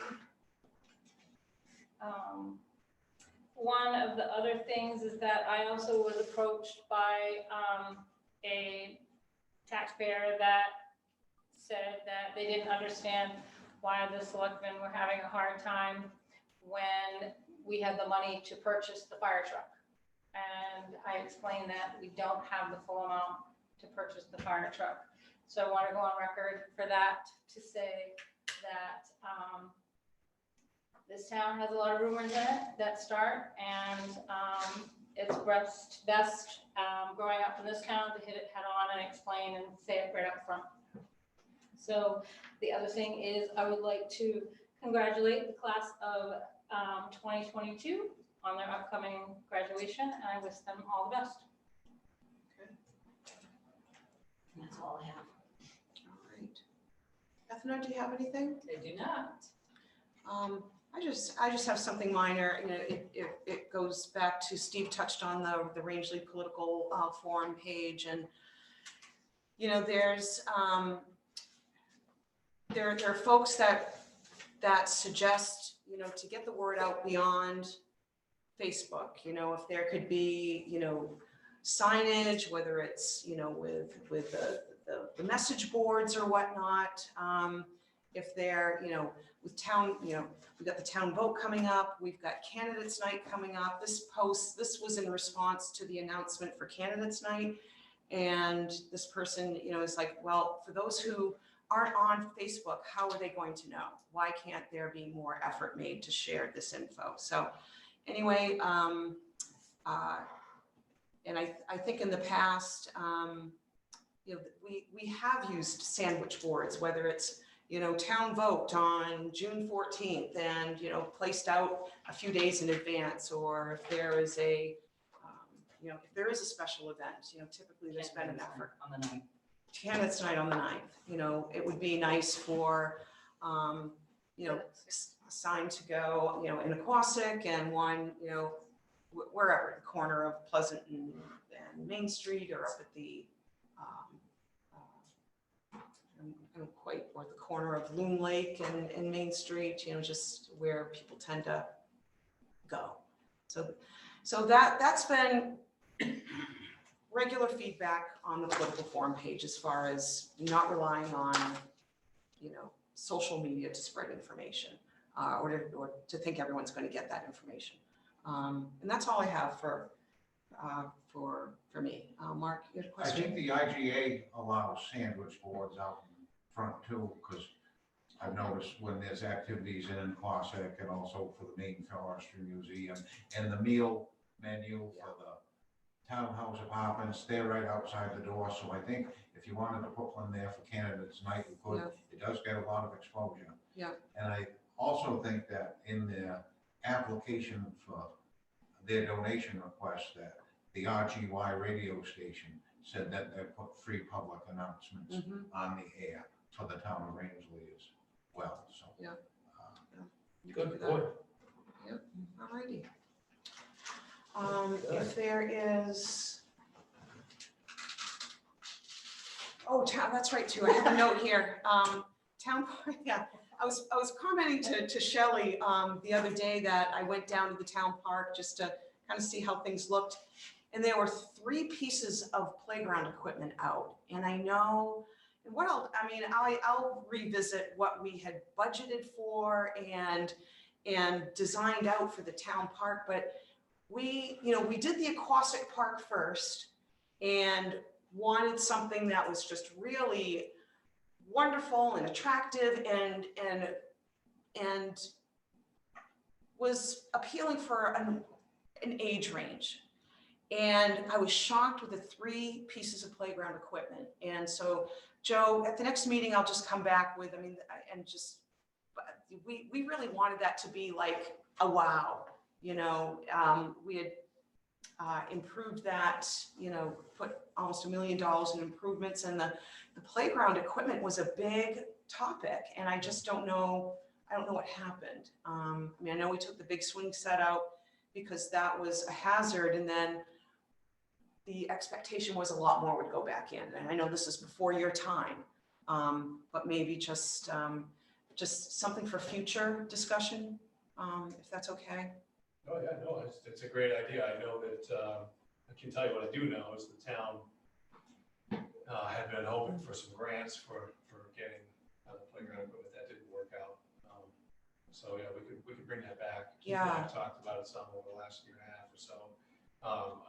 Right now, we'll have to balance this dock issue with the playground. I think you could have, you know, gone either way with that money that's existing in reserves, but maybe it's a planning function for the next year or so. Certainly, we should bring it back up. I agree. It's something that was never finished.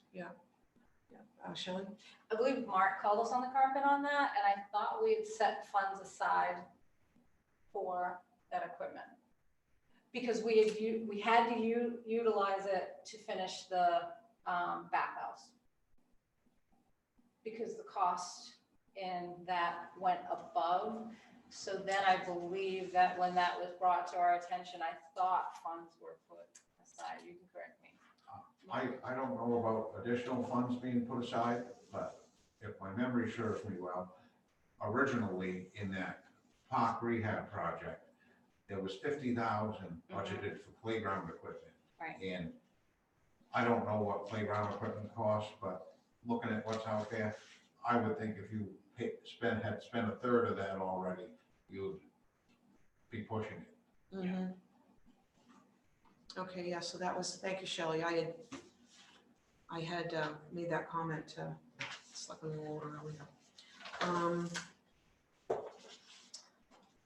If that's it, I'll entertain a motion to adjourn. Move to adjourn, Madam Chair. Steve's motion, Second. and Ethna seconds. All those in favor? And that's unanimous. Reluctantly, 3 more meetings. Oh, yeah. No, we're going to put in a couple more before you leave.